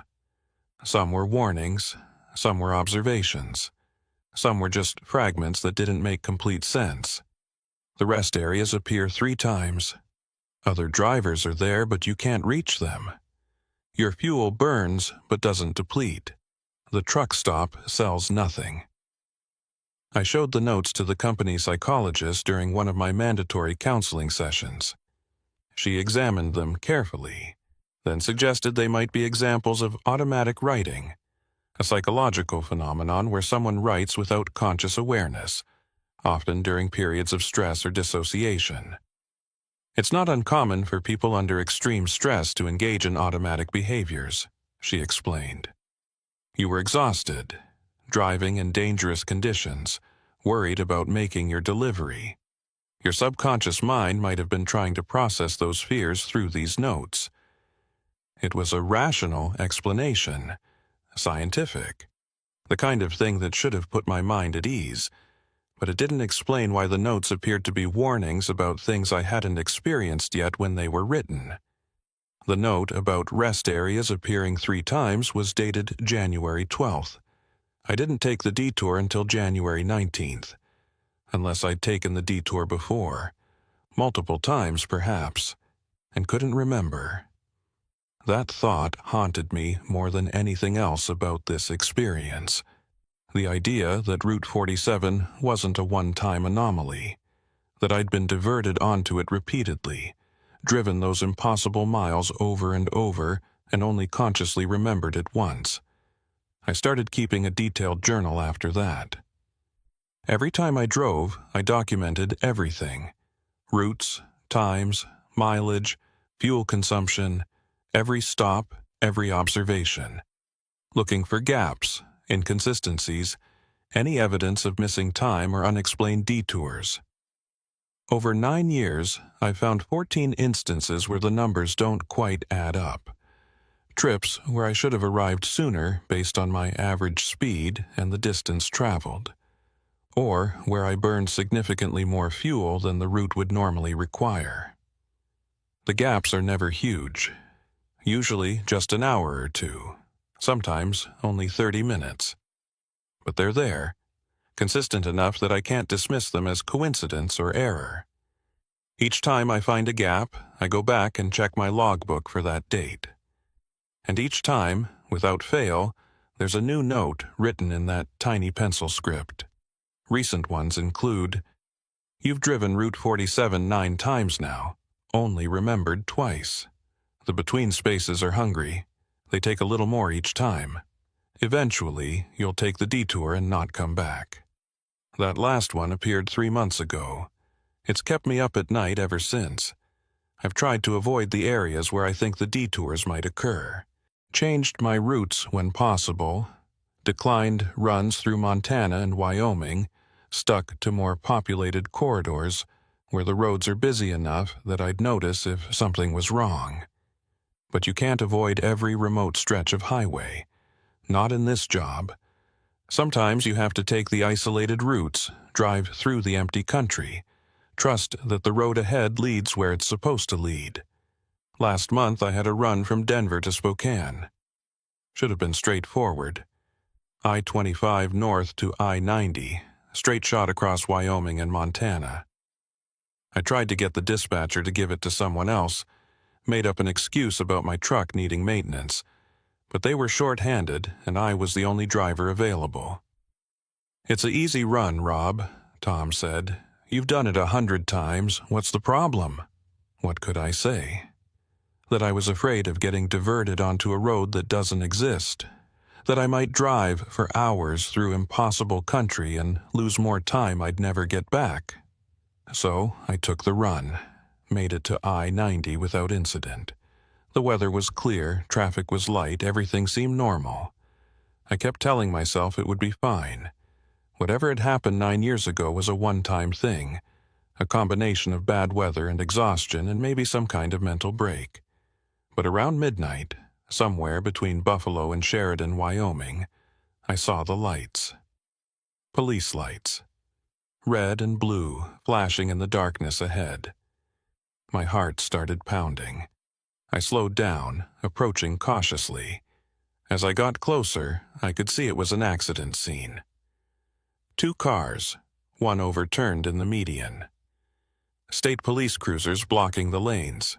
A trooper stood in the road, reflective vest bright in my headlights, waving me to pull over. I considered just driving past him, keeping my foot on the accelerator, ignoring his signals, staying on I-90 no matter what. But you can't do that. You can't ignore police, and maybe this was a real accident. Maybe I was being paranoid. I pulled onto the shoulder. The trooper walked up to my window. Middle-aged guy, professional demeanor, completely normal. "Evening, sir. Highway's closed about 2 miles ahead. Major accident, blocking both lanes. Going to be a few hours before it's clear." Here it comes, I thought. He's going to tell me about a detour. "You'll need to exit at the next ramp and take Route 33 south. It'll add maybe 40 minutes to your trip, but it'll get you around the closure and back to I-90. Route 33. Not Route 47, a different number. "How far on Route 33? I asked. "About 15 miles. Then you'll hit Route 14. Take that west for another 10 miles back to I-90. 25 miles total. Not 50.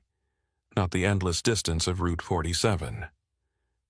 "Is the route well marked?" I asked. The trooper gave me a slightly puzzled look. "Yes, sir. Clear signs the whole way. Should be no problem." I thanked him and drove on. Found the exit for Route 33, took it without incident. The route was exactly as he described. 15 miles to Route 14, 10 miles back to I-90. Clear signs, normal roads, no anomalies.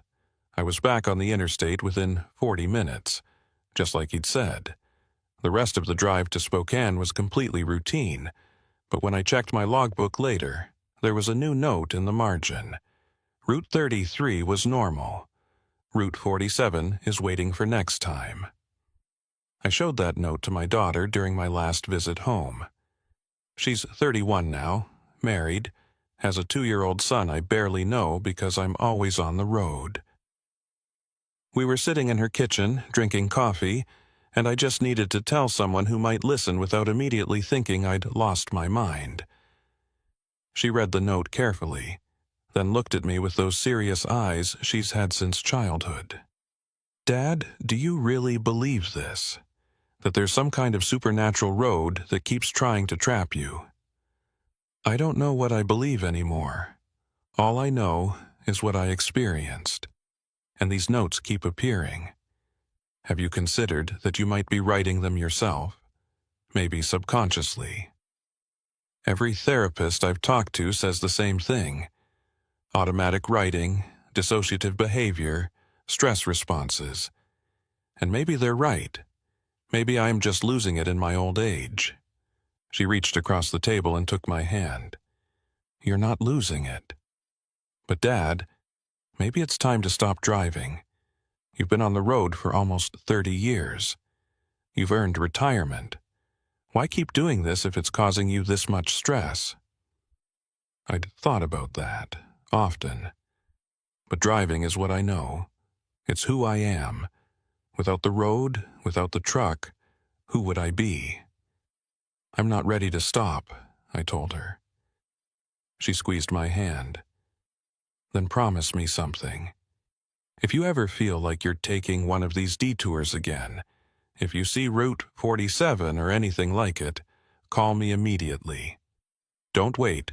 Don't try to handle it yourself. Just call." I promised, but we both knew it was an empty promise. If I ever found myself on Route 47 again, there would be no cell signal. No way to call anyone. Just me and the endless road and the spaces between places. That conversation was 6 weeks ago.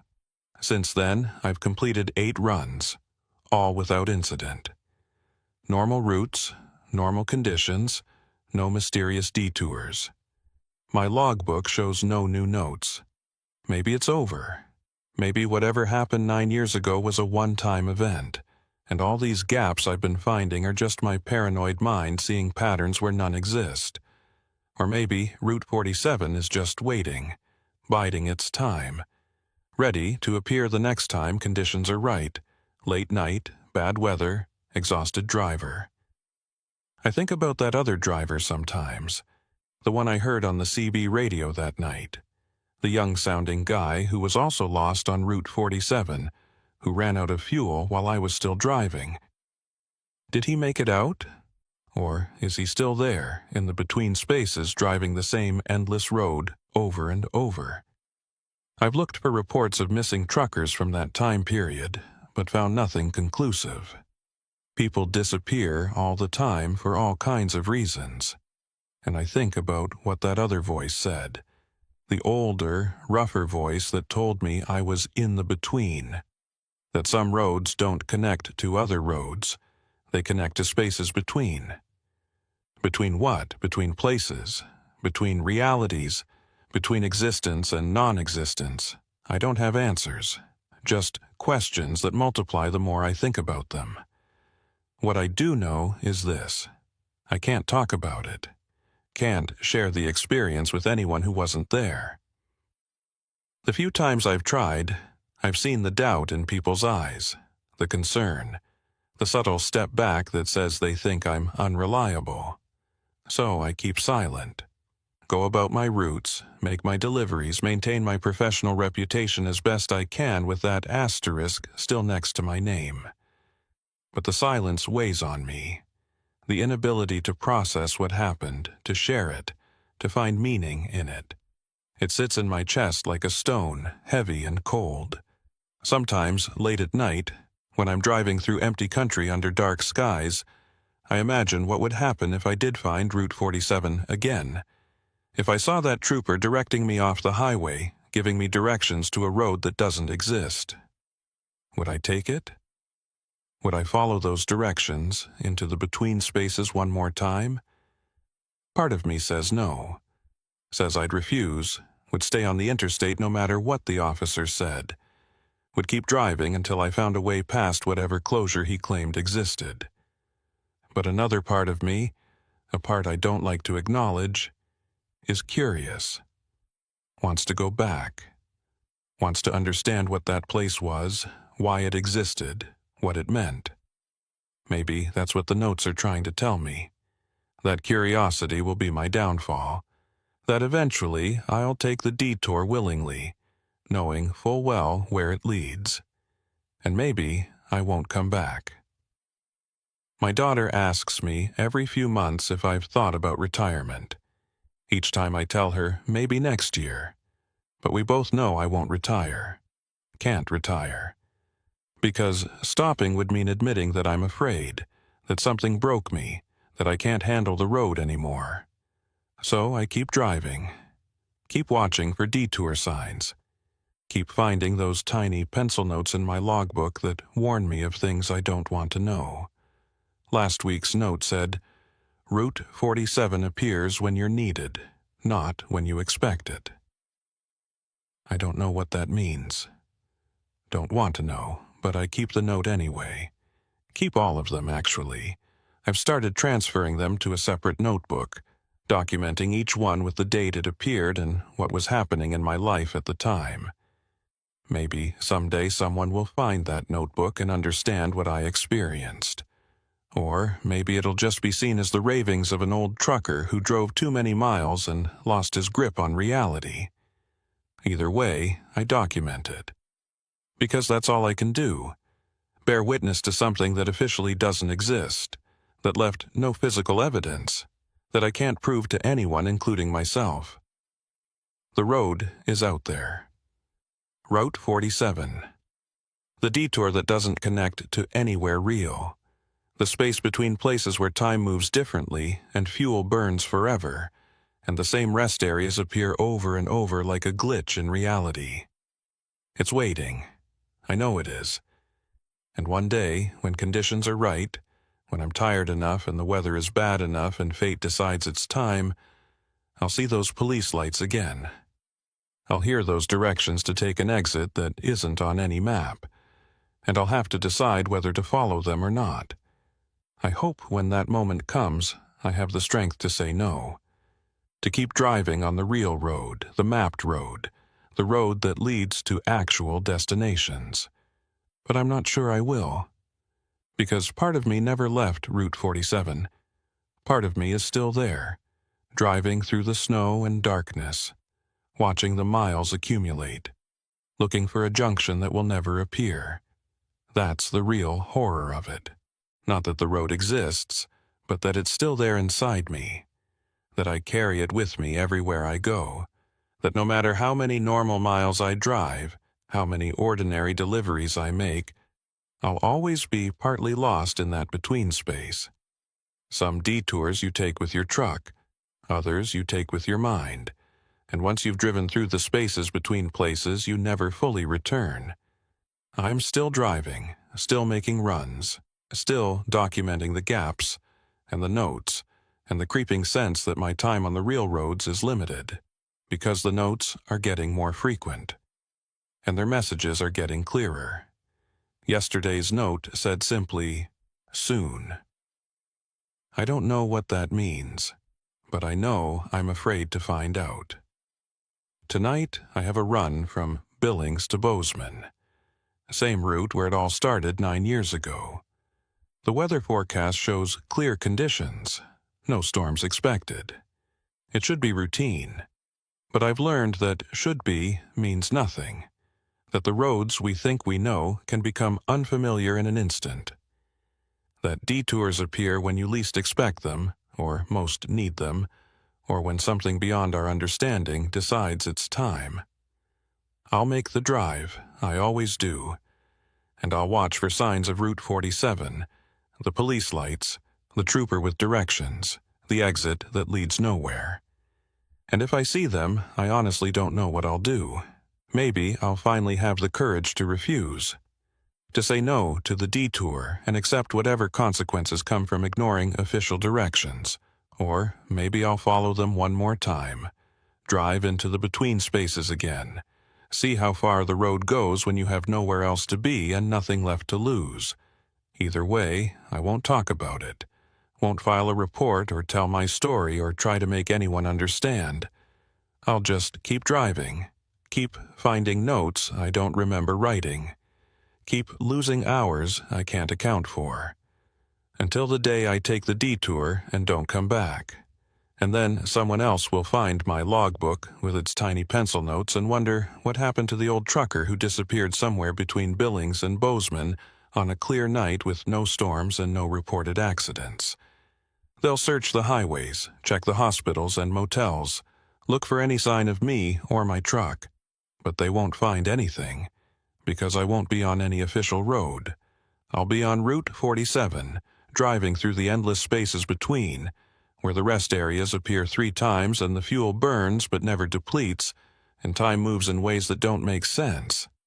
I'll be in the between, and I'll stay there, just like part of me has been staying there for 9 years, since that January night when I promised my daughter I'd be home for her birthday, and ended up driving through places that don't exist on any map. The road is waiting, and soon I'll be waiting there too.